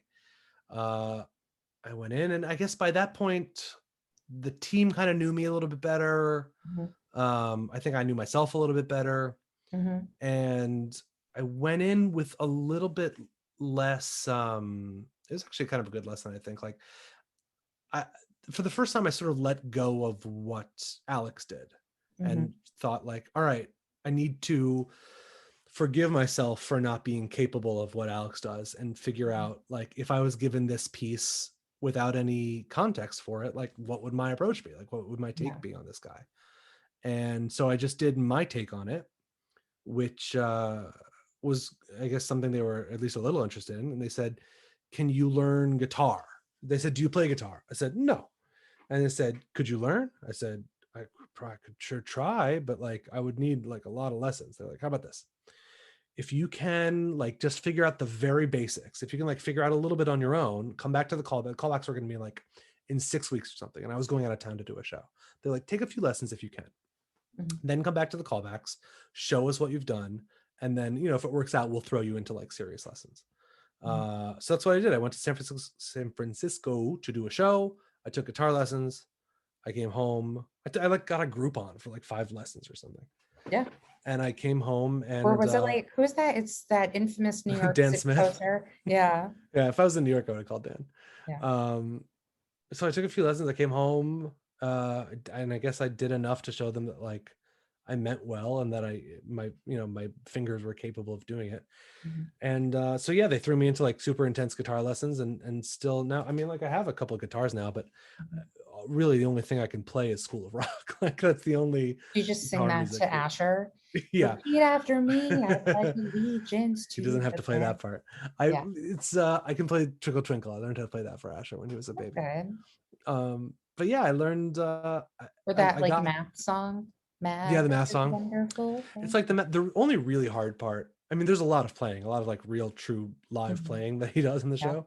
The only really hard part is there's like a big solo in Teacher's Pet at the end that I never really got good at. The rest of the show I was good enough. Like I could get through the show without any problem, Yeah. but like that solo was hard. Oh yeah. And I they just taught actually picturing the Jack Black doing it where he's like, yeah. yeah. I Again, I huge was fan of the movie. stock still staring at my fingers. Like I was not Yeah, acting during that part because I was just trying to get the music fine. out. Oh But God, I the love way they that. did it was cool. They were like, that solo didn't have to, it wasn't like set, it wasn't notated. That solo could be anything. And so the guitar teacher was like, so here's what we're gonna do. I'm just gonna play the backing track. You, a singer, scat something. Just scat what you think like a cool guitar solo would be, and we'll transcribe it and you can learn that. And so that's what we did, because he's like, it needs to be something that makes sense to you musically and not Mhm. something that like I impose on you. So Yeah. I just made up my own solo, which I think was probably like much simpler musically than what they had been doing. But Was it do? yeah, basically. Want to be um, the teacher's pet? but Do. it was good enough. I got there. Yeah. Um, but yeah, that was pretty good. I mean, it also was my fifth Broadway show, and it was the first time I ever got to like be the guy. Like I had Yeah. never been the guy. Hmm. Um, and I was an understudy. I wasn't the guy every night, but when I got to go on, I was the guy, which was Yeah. just so cool. It was so magic. Yeah. And then Beautiful happened. Yeah, then Beautiful happened, which was like, man, Were you there when it closed too, or no, I left right before it closed. before it closed? Yeah, I left. What was I doing? Oh, I think I went to go do Alice by Heart, the show at MCC, this Duncan Cheek show. I know I saw it. Yeah. So Beautiful was like something that just kind of came around. I auditioned for it, and I hadn't seen it, so I think I just like went in and made some really bold choices, and I don't know, they let me be Donnie. It I was the remember there cushiest was. thing. Oh yeah, sorry. I thought we were talking about Alice by Heart still. Oh no, Um, Beautiful. Alice by Heart was really hard work. yeah. No, I remember, and I think I told you this story too, because Grace McLean was in it, Hmm. and my old roommate and I saw it together, and she's sitting there looking at the playbill during Grace's part, and I turned to her and I said, she was in Great Comet. So she's Grace like, is, I mean, yeah, it's Grace is the incredible. best. She's the other reading I was doing last week. She her new piece. She's so good. Yeah. Yeah, Did Grace she and I were have the a old show at fogies. like LCT3 or something? Yeah, last year in the Green at Wendell Ortell. Yeah, She's like a legit genius writer. yeah. Maybe she'll write a Um, baseball musical for you. fingers crossed. Yeah. I gotta talk to her about that. But yeah, Like, I Beautiful have was this like, idea. I had one line to sing in Beautiful, Hmm. and it was in You've Got a Friend. The do ain't it good to know you got a friend. People could be so wrong, they'll hurt you. My line was and desert you. That was my whole sung part in the show. And It then you're was like, I'm great. out. I'm gonna That get was my it. Uber. I'll tell I you what, ordered my Uber. it was also like I had my own dressing room with like a whole bed. Like it was, Mhm. and I had like a 45 or 50-minute break right in the middle of the show. Like it was a really cushy gig. I would have done Yeah. that forever. Yeah. And I had just bought my like Vespa, and so I would like scoot from Washington Heights to the Sondheim, like do my little show, hop out, back on the Vespa, up Riverside Drive. Like it was the happiest I've ever been doing a show. It was just so easy and breezy and fun. Well, I mean, because you were also on a Vespa, so the breeze must have been great. Except literally breezy. Yeah. Yeah. Mhm. So what happens after Beautiful? Beautiful. I think then Alice by Heart, and then I did these Oh, that's right. shows at Paper Mill. I just did two right before the pandemic. I did two back-to-back shows at You Paper did Mill. I did Cinderella and Unmasked, right? exactly right. I did Cinderella and And I Unmasked. did my research Clearly, about you, Senor Kober. and Unmasked got us right to March of 2020, And here we are. and here we are. So let's talk about the stage door experience really quickly. Okay, Because in my youth, I used to stage door. I even stage doored hair. I cool. think I actually still have like one of those like posters that you guys handed out A to window the card. audience, signed Oh, by the those little like cast. flyers. Mm-hmm. Yeah, I think cool. I have one somewhere. I'm Come to not the going to look BN. for it now, but Okay. yeah, because then I had to lift up a thing with there's a lot of shit on it. It's I too get it. much. Uh-huh. So have you had any like really weird stage door encounters or It took a little bit of learning for me to be able to like to do it right, because Mhm. I was a very much like a stage door kid whenever I would go to shows in like high Yeah. school. Sorry, there I And 8th Avenue, my window's I open. know Don't you miss that sound? deeply. Yeah. Um, It's an ambulance coming to take me away because you stole my heart. nice. Thank you. That's fun. Little Night at the Roxbury for you. Yeah, that's good. Yeah. There it We is. do you want to wait it New out? York That's City fine. kids.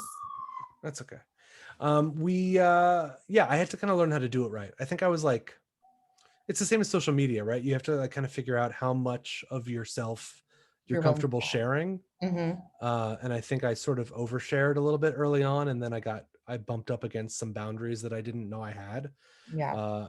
And then I had to kind of retreat, which was weird for me and for other people. Like I didn't do it great at first. It took some learning. Yeah. After that, I mean, I never, ever, I don't think ever have not done the stage door. I love doing the stage door, Yeah. because I know how meaningful it was for me as a person who used to go to stage doors. Mm-hmm. There are a lot of ways for that experience to be great and a lot of ways for it to not be great, Mm-hmm. both for audience members and for company members. Mm-hmm. But it's something that I think is, for the people who choose to engage in it, really important. And Yeah. I look forward to being a part of them again someday. I had a stage door experience where I like asked somebody, and I think they were like drinking backstage after the show. And I asked for a photo, and they're like, "Can I cover my face? I want to cover my Cool. face." And I'm like, "I'm good. Thank you. No. Yeah. Have a good night." Thank you so But much. I did have like a really horrible experience with an actor, but it was at a Mamma Mia party. So I was like, "You're in Mamma Mia." Like, Yeah. I don't know. It's so strange. And it's, I was just actually reading an interview with that Lin-Manuel did about, obviously he's not in this position anymore, but he was talking about when he was, that there's this kind of magic thing about like coming out your stage door and being incredibly famous mhm. for 3 minutes. Yeah. And then like you get 20 feet away and it's over. Like it's I think the exact right amount of famous, Mhm. because you kind of get it for a second, you go like, oh wow, cool. And then you get to walk away from it. Yeah. And it doesn't follow you for the most part. I mean, Yeah. until you're extremely famous, it doesn't follow you. Mhm. Like probably there have been a dozen times in my career that I have been approached in a non-Broadway setting Mhm. about, someone who is a fan of a show or something. Yeah. And it's always very surprising and pleasant. Like it's always been nice and Yeah. cool. Yeah. But it's exactly the right amount of famous for me. I think Yeah. like you can be famous here for 5 minutes and then Mhm. I'm getting on the A train. I'll see ya. It's Yeah. done. Yeah. I Something nice just about I, that. I think it also depends on like the amount of famous you are too. I went to see Angels in America for a second time. Yeah. And I don't really stage door anymore because like when I was in college, I did a lot. And then afterwards, I'm like, I'm gonna work with these people one day. I'm not gonna So stage what? door. And But it's yeah, sure. like, here I am now as a medical receptionist. Um, but no, so I ran into somebody I knew, and her aunt wanted to stage door. So I'm like, I'll just stage door with you, it's fine. And I've always said to myself, if I ever meet Andrew Garfield, Oh, sure. I'm going to tell him where I discovered him. And he did this movie over 10 years ago called Boy A, and he won an Orange BAFTA for it. And Pace University, they have a theater there, Schimmel, where they used to film inside the Actors Studio. They used to have the Tribeca Film Festival there. And I ushered there for many years in college and after. And that movie premiered at the Tribeca Film Festival. So I've been a fan of him since then. And when they announced him as Spider-Man, I was like, oh, it's that guy from Boy A. Yeah. That's Cool. how I knew him. And so when I met him at the stage door, because like everybody left, so they have the stage door like this, the barricades. Mm-hmm. And then when everybody leaves, they go and they make it into like a triangle. Mm-hmm. So people can't really like enter. So people would sign, he would sign and then leave, sign and then leave. And I told him, I've always wanted, meet you and tell you that, I've been a fan of yours ever since the movie Boy A. And Yeah. he's, oh, wow. I was like, yeah, that's it. And then I like went on my way. See, that's nice. It's perfect. Yeah. What And else I could you think want? like, yeah, and I think, experience like that, that also might be, he seemed like he was very like, oh my God, somebody knows that movie. Right. Well, I think Yeah. part of it is like, to me, like I think fame is sort of measured by how large that radius is where you're Mhm. famous after a show, right? Yeah. Where it's like also, he was so famous that they went whoosh Yeah. with the Yeah. barricades. Yeah, that'll happen. Um, I don't know, but like at the same time, I've run into like Jake at Whole Foods, Hmm. and not a single person in that Bryant Park Whole Foods knows that it's him. Like, Well, it's also, I feel like Brian Park Whole Foods, and it's also like New York City, yeah, sure, of you course. know? Yeah. And also, But like, like, you're you know, not it's going to meet like a theater obsessive Jake Gyllenhaal fan at the Whole Foods of Bryant Park. probably not. But I understand what you're saying. They're just normal people. Yeah, but it's a lot of it is like some of it comes down to context, right? Like if you're in the Mhm. context where you are expecting to see a famous person, then Mhm. you are kind of keyed into it. If you're at the grocery store, you're just not on alert. You know what I mean? Like you're not Yeah. looking for it. And I think, at least in my experience with some moderately famous people, they're generally not walking around projecting, look, everyone, I'm here. Like Yeah. it's, that's not something that It's not is like Sally Field important in to most people. what is it, Soap Dish, where they Yeah. go to the mall. Right, exactly. There was a while before either of us were names that anyone would know that Alex, for a while, Alex and I used to get a kick out of like arriving at the fourth floor of Pearl Studios or wherever and coming out and going, would you believe this? Andrew Kober and Alex Brightman. Wow. And just no one, mostly just people annoyed that we were there. I mean, I would have been I annoyed. can picture both of you doing that. Yeah, it sounds right, doesn't it? Yeah. That was Sounds one of our about, best bits. yeah. Do you And so have that's the end of any? my career. Now it's over. The pandemic All right. ruined it, and Bye, now guys. No just more do. readings or anything else. Yep. Do you have any favorite roles that you've played? I think Malvolio, probably. Mm-hmm. Malvolio is a really good one, and Dewey. I mean, like to me, those two really stretched me in ways that were fun to be stretched, I guess. Mm-hmm. Um, they also both felt like opportunities to kind of like do something that I don't always get to do Mm-hmm. and to challenge myself. Like it's not, it's fun to challenge yourself. It's fun to do Shakespeare for the first time in 15 years. It's fun to learn guitar at 35. Yeah. I didn't, it's fun to like develop something new when you have already kind of decided like I'm not learning anything new. I'm old now. All of a sudden you have to like learn something new and try to get good at it, which is really invigorating. Maybe you'll have to learn a time step at some point too. Oh, I tried so hard. Lauren Lataro really wanted me to do it in 12th night. I couldn't make it happen. Again, I've had 5-year-olds attempt to teach me. And the last person I had on the podcast turns out that they're very good at dancing, or they were at some point. And I said, would you be able to teach me a time step? And they said, absolutely. And I said, I promise you, you will not be able to. Yeah. It just, my It's not for body everybody. can't do it. I have Just, good rhythm. My body won't do it. I mean, look, I can dance around my apartment to like Rihanna or Bruno Mars, but like Sure. if you give me a choreographed dance where my legs and feet are involved, Yeah. it's Yeah. not going to happen. Yeah. That's fair. Yeah. Let me see. I have a list of, do you have any questions for me? I'm gonna say No, I don't think no. so. I don't think so. You don't think so? All right. Mm. What was your first Broadway show? Did I even ask you that? That I saw? Yeah. I think it was they were the same trip, so I don't remember which I saw first, but the Rebecca Luker Sound of Music, Mm-hmm. I where saw she that was too. transcendent, Yeah. and Ragtime, the original production of Ragtime. Oh, I fucking love Ragtime. My college did it and I saw it like 5 times. It's real good. I cried I so have many stage door times. pictures of me at Ragtime. Oh, nice. Yeah. Yeah, with the Sound of Music I saw with my stepdad, and I feel like I remember two things, like her coming through the audience Mm-hmm. for the wedding and the curtain before the show started, how it was a huge snow globe. Oh yeah. Yeah, I think Yeah. you're right. And then Yeah, that like, was a beautiful production. yeah, I think that's all I remember about it. Now my brain is hurting because I'm trying to remember more of it, but I can't. What was the last show you, oh, sorry, go ahead. No, I remember really well. I was all the way house right Mhm. up against the exit door. What was I don't remember what theater it was. Hirschfeld. All right. Where I would go to make my Broadway debut. Mhm. I had never connected that, but I was all the way house right, which is right next to the. I want to say now my story doesn't make any sense because that's not true.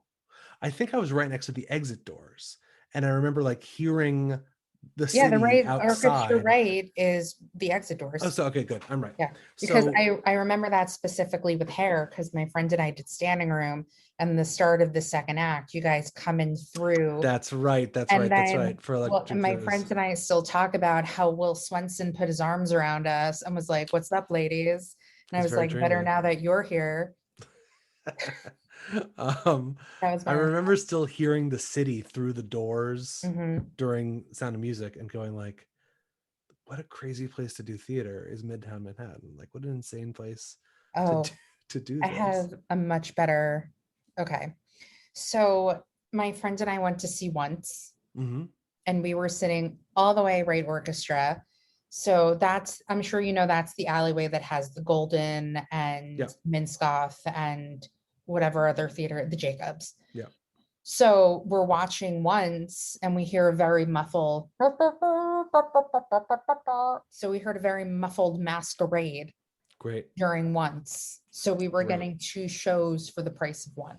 Yeah, that'll happen. We Yeah. used to get that at Les Mis. We shared a wall with Hamilton, and we Yeah. would get Didn't I Lynn think come like in to do a line yeah, he for? did the loud hailer once. Mhm, You at the markets, listen to this. mhm. Uh, there was some very quiet part of our show that like some night of the week the schedules lined up, so it was like, I mean, it was like Bring Him Home at the Imperial, but it was like the Battle of Yorktown at the Rogers, and I so can actually, I can we'd see go you and as bleed. King George. Maybe we should get you into Hamilton. Ewan Morton has been there for so long, he won't leave. Well, I'm I like, mean, that's like you and the goat in Wicked. yeah, I know. That's Yeah. sort of, I don't blame him. I'm like, stay forever. I sort of saw when I did Malvolio, uh, one night, Lynn and Tommy Kail and all those guys came, and I was like, all right, so tonight's basically my audition for King George. But Ewan's been there since. He hasn't gone, it Huh. hasn't opened up. Okay, I So get what are you gonna it. do? I also think, I mean, not to whatever, I think I would be a really good King George. I'm sure that you would. Yeah, I don't doubt it. yeah, thank you. I Hmm. definitely think they could cast a female on that part, and I'm sure that they Absolutely. would at some point. Yeah, of course. Of course. Yeah. What else do I want to ask you? Favorite roles you've played, dream role. Let's talk about your dream roles then. Right. Well, the one thing I haven't done, not the one of the things I haven't done in the theater is originate a new character on Broadway. Mm, I'd like to do that. I haven't done that. You sort of you get like a version of it in being in the original cast of a revival. Like it's sort of, you get to yeah, kind of reinvent something, I guess. But yeah, um, I've done a lot of musical development. I do lots and lots of readings. I've done lots of like regional productions and lots of new work, which I love doing, but I've never done a brand new character on Broadway that no one's ever seen before. I'd like to do yeah. Well, maybe one of those baseball musicals. that. You brought Yeah, it. that and Jean Valjean. I want to play Jean Valjean. Yeah, yeah. Well, I mean, kick out Alex Gemignani for the next one, and Yeah, when the fourth revival comes around, I think I'll yeah, really be maybe primed. fifth. Maybe fifth. We'll see. Do you think it'll be revived? You know what I think should be revived, and I stand by this. Hmm. I think they should bring Hairspray back to Broadway Sure. because it's joyful. People Yep. love it, Yep. and it deals with issues of now. It does. Yeah, I'd go see it. Why not? Yeah, I stand by that choice. What are Sure. your top going theater experiences that you've had? My favorite time I've ever spent at in the audience of a show is at Passing Strange. Passing Strange was like transformative for me. It was magical for me. I saw it, I think, 3 times. Yeah, It was just one of the most moving experiences yeah, I've ever had. I've never lost myself in a show like I did in that show. Um, so that, and sort of like every time I see something at the Delacorte, it's like, for my money, which is ironic because it's free. It's the best place to see a play in the world, and yeah, certainly of the places I've seen plays. yeah, And I'm just so grateful to get a chance to work there sometimes and to get a chance to see theater there sometimes. And it seems like this I mean, I grew up worshiping New York City, and there's nothing to me more New York City than Shakespeare in the Park. Yeah. And seeing a play at the Delacorte as the sun sets, and you're looking at the castle, and you can see the Upper East Side in the distance. Like it is perfect. Yeah. And I just am so, I feel so grateful. I never feel more connected to my city or to my business than I do when I get to see something at the Delacorte. Do you have a favorite show you've ever seen at the Delacorte? They did an Othello a couple years ago that I thought was really special. There Yeah. were some really, really fantastic performances. Corey Stoll's Iago was like really terrific. The last podcast we were talking about him, and I was like, no offense, he's super sexy in my opinion. But Why would I be offended by that? I don't know. He's a super good looking dude. We worked He's, together on House of Cards. He's amazing. oh, I probably saw you and I don't remember. I want to know what it's like working with Michelle Williams because I love her, but we'll get to that. Okay. But yeah, no, I saw him as Brutus in that production of Julius Caesar. That was a little controversial. Yeah. But I didn't see that one. Yeah, he's great. It was great. I loved it.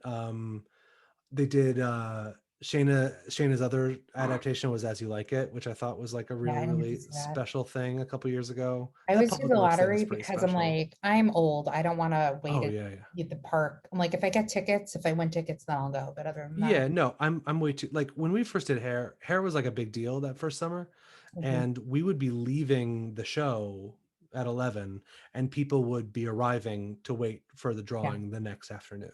And yeah, I was like, there's nothing that I care about that much that I would do. My I comfort is too feel important to me. I feel like the only other time where people went like crazy, well, no, maybe two. It was hair. I feel like definitely 12th night, but then halfway people like Yeah, that was a big went deal. nuts, and maybe Into the Woods. Yeah, I really like that. I'm a huge Dennis O'Hare fan, so I was excited about that. Yeah, I've been watching that show, The Nevers. Oh, I haven't seen it. Yeah, I feel really conflicted about watching it because it's a Joss Whedon show, Oh yeah. but Dennis O'Hare is in it. I will say though, I did see the revival of Sweet Charity and I saw his understudy. So I was a little bummed about that, but He it's was fine. I thought he was great in that. I saw it. I was at opening night sitting a couple rows behind Sondheim, which was really cool. It's a magic place. And I feel so strongly about Oscar Eustace. And I think like his vision is so clear and so singular and so important. And really, like, of everyone I've ever encountered, I don't think anyone is better suited to the thing that they do than he is. Like, I think his purpose in life is so clearly aligned with the way that he spends his time, in a way that is so beautiful and exciting to be around. Yeah. So tell me, Fosse Verdon, Mm. like to work at the show. There's a few. So I would say like in my lifetime, that like 3 roles that I'm still like best thing I've ever seen is Timothy Chalamet and Call Me by Your Name. Natalie Portman. This is like in film and TV, not on theater. Natalie Portman in that movie where she played, in Jackie, where she played Oh yeah, she was pretty Jackie great. Kennedy, which I'm still to this day like so mad at Emma Stone for winning the Oscar over Natalie Portman, and Michelle Williams and Fosse Verdon. She's pretty great, huh? Yeah. She, it was one of those, it was like a guest star. I was there for a day, so it wasn't like, we didn't get to be best friends or anything, but it was me and her and Aya Cash, and Tommy Kail was directing, and it was like, and now they're married with a child. They're married with a kid. Who saw that coming? I didn't pick up on that at all for the brief time that I was on set with them. Yeah. But it was like, she's very, very kind and very, very normal. Like, I mean, most of the best actors I've ever met are like, she's just really kind, she was really welcoming. It's being a guest star, which is a thing that I've been lucky to be a number of times, is weird because you're like coming into this giant thing with all these people that see each other every day for months on end, and you're just like a little visitor. It's like, if they're like someone visiting town joined your family for Thanksgiving. Like, it's like, I know y'all have like a whole lot of history and understanding. I'm just Yeah. going to be here for a minute and then I'll be on my Just way. like show you outfits for the Tonys. Exactly. But it was also the pilot of Fosse Verdon, so it wasn't like they didn't have all of that super entrenched history yet. But Mhm. I just hung out with Michelle and Aya Cash, who's I think also brilliant. Like, I don't know if you watched The Boys, but she was on this last season of The Boys. She was fantastic. Nor did I watch The Circle, but I know that Jessica Vasquez because she Instagrammed about it. Really? I can't wait Yeah. to talk to her. Well, if you see her tomorrow, you can bring it up. Yeah. So it was yeah, it was great. She was really nice and welcoming and fun to work with. She was easy breezy. The whole thing was like easy breezy. Who is your favorite person you've ever worked with other than me? I don't know. Favorite in what way? You don't I think have Oscar to. Eustace, I guess. Like, Yeah. he's the most inspiring. And so also as far as like drawing a direct line between their involvement in my life and Mhm. any like career successes I've had, like I think Oscar is pretty central too. When we were doing 12th Night, as I said, he produced Hair and was sort of the reason that we went to Broadway in London. Mhm. And then he didn't direct 12th Night the first time, but the second time he directed it. Mhm. And maybe 2 or 3 weeks into rehearsal, I had to have like a private talk with him where I was like, listen, I feel like I have to tell you this. I'm having a hard time working with you because I feel like I'm being directed by my dad and I'm so nervous about disappointing you. And it's not because of anything that you have done or are doing, but I feel like for me to get over it, I have to tell you that I feel this way. And he was so warm and understanding about it. I was like, look, like my whole career is rooted in a thing that you made. And the fact that I'm here doing this dream role in this dream setting is because you welcomed me here. Like, you are in many ways my professional dad. And I am so scared of letting you down that it's making it hard for me to work with you. So I was like, I have to tell you this so I can stop it.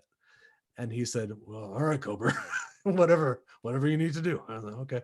And I really, after that, I did feel better. And we had a good working And relationship. then But you like, spent every Thanksgiving and Christmas together. in my dreams, I Yeah. love me some Oscar Eustace. All right. All right. It is time now for the Inside the Actor Studio Oh, questions. good. Because this Are is you ready? 9:30 is the latest I've ever been up. Okay. Oh, well, you're welcome.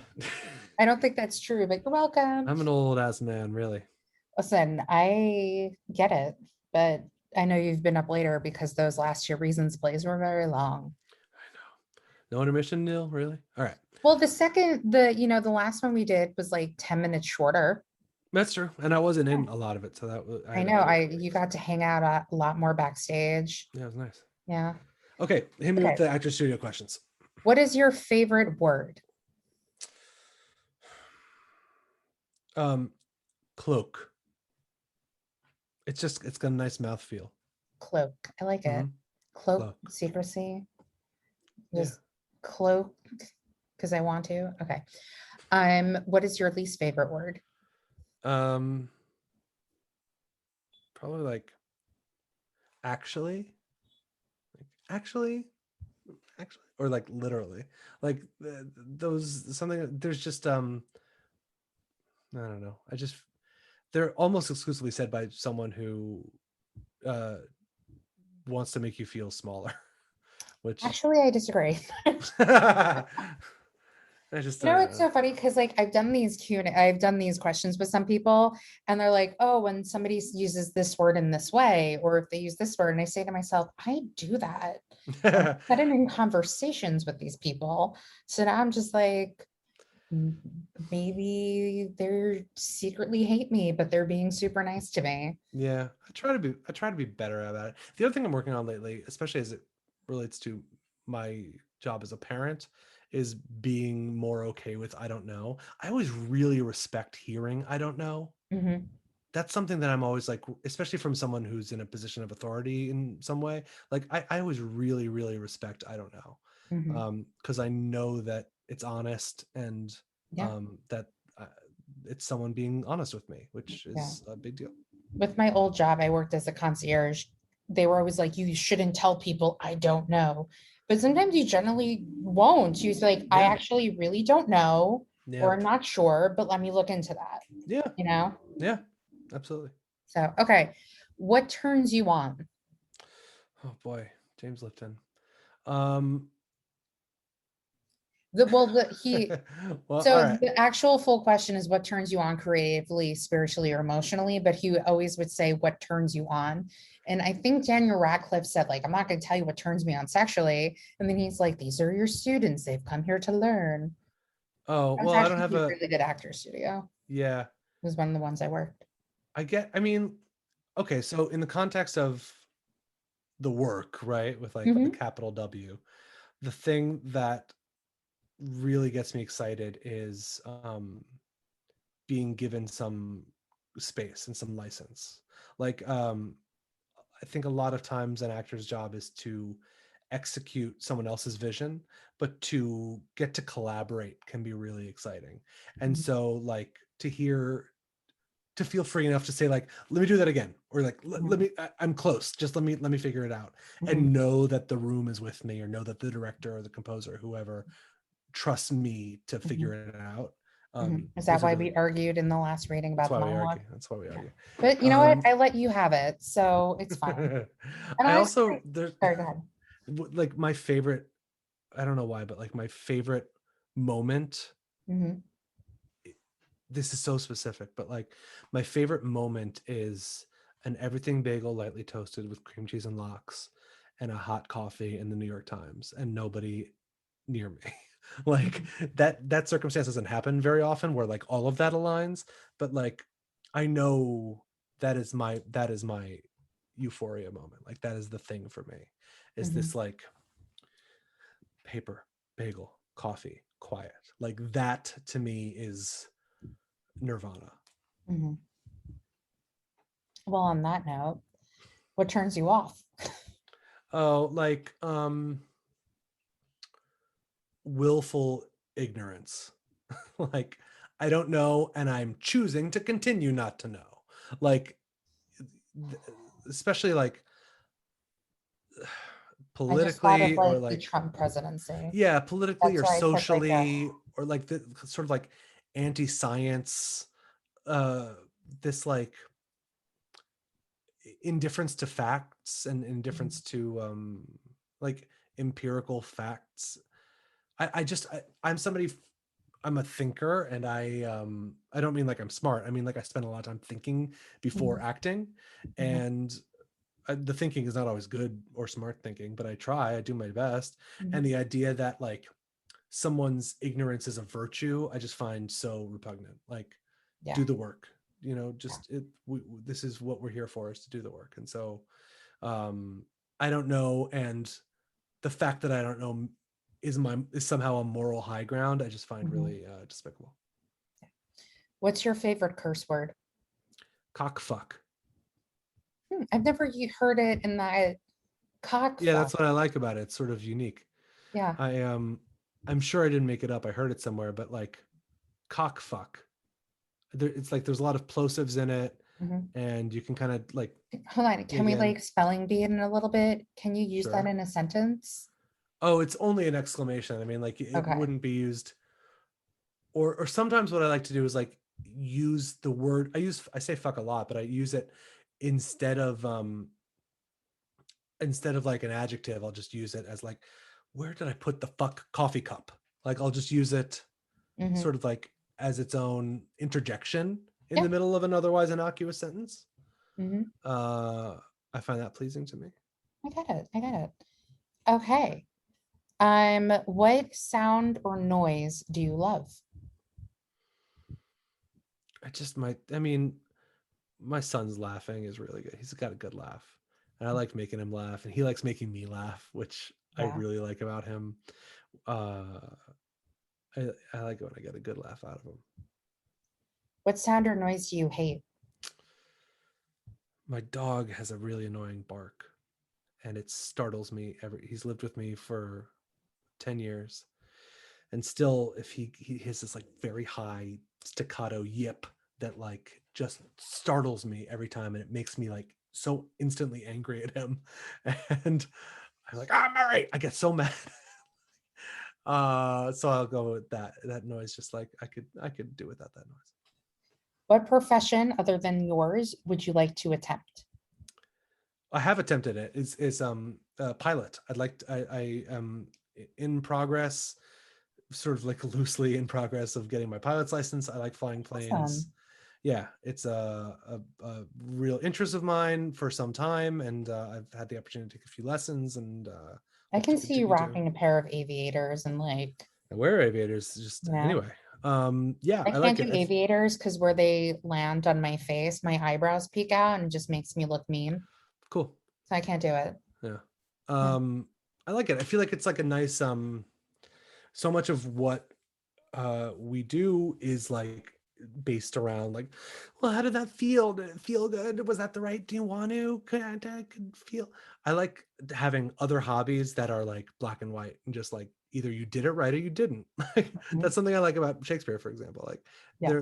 I like the parts of my mind that are kind of more logical and pragmatic, because I feel like I get so much time to exercise the parts that are like, oh, then maybe a little bit slower this time and see what that would be like.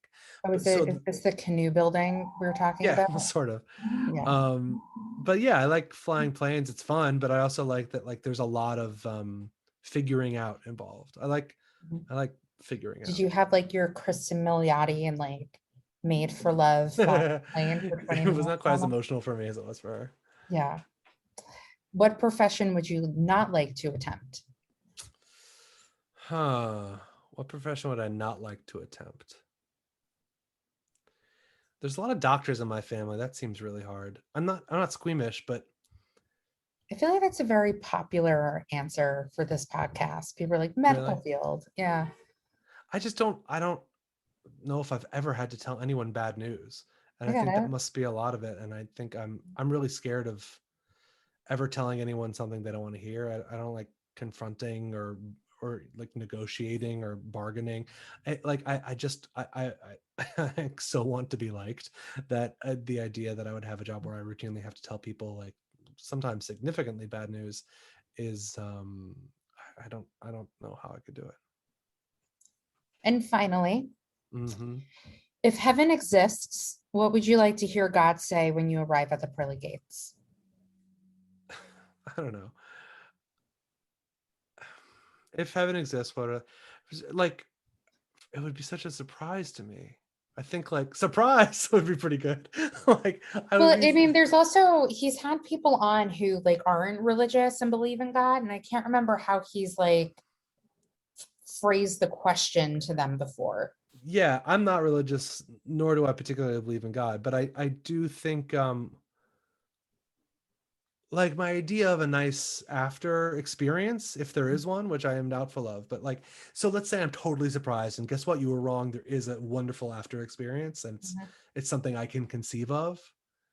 I think I'd just like want to know that it would be nice to be able to see the people I love that are gone and be able to like know that the people I love that are still here are okay. And have your bagel lightly And toasted have my bagel lightly toasted, with my your New York coffee and your Times. cream cheese and your New York Times. That's perfect. I mean, like that. I guess if it were for eternity, I would probably want like some of my loved ones around. But like for Mhm. an hour, that bagel is An pretty hour a spot on. day. We're just like endless bagels. Oh, I can overdo it on the bagels, but from time to time, I had bagels and lox just yesterday, Oh, wow. Well, it but it was was with Sunday. like a whole bunch of people, so it didn't. That's lovely. Were It they was all good. fully vaccinated? Of course, absolutely. Yeah. Well, I know that you are. So, Yeah, well, Casey Levy and our sons take soccer class together. They mhm. live out here in the suburbs now, and so we have our families have breakfast before soccer class together. It's very cute. Well, that's so cute. Yeah, it's nice. Yeah. All right, Copes. Well, What a thank you. pleasure. What a Yeah. treat. You can stay on Zoom when I end the recording. So I don't worry. figured. Okay. Yeah. So thank you so much for coming on to the podcast. Thank you for having Greatly me. appreciated. A delight. Yeah. Delight. Yeah. You can just talk about how wonderful I am if you want. Boy, what a director. What a podcast host. What an interviewer. What a friend. Sustained with so much sarcasm. None. None. None. All Genuine, truly. right. Well, all right, everyone. Thank you so much for listening, the two of you out there. And see you next time.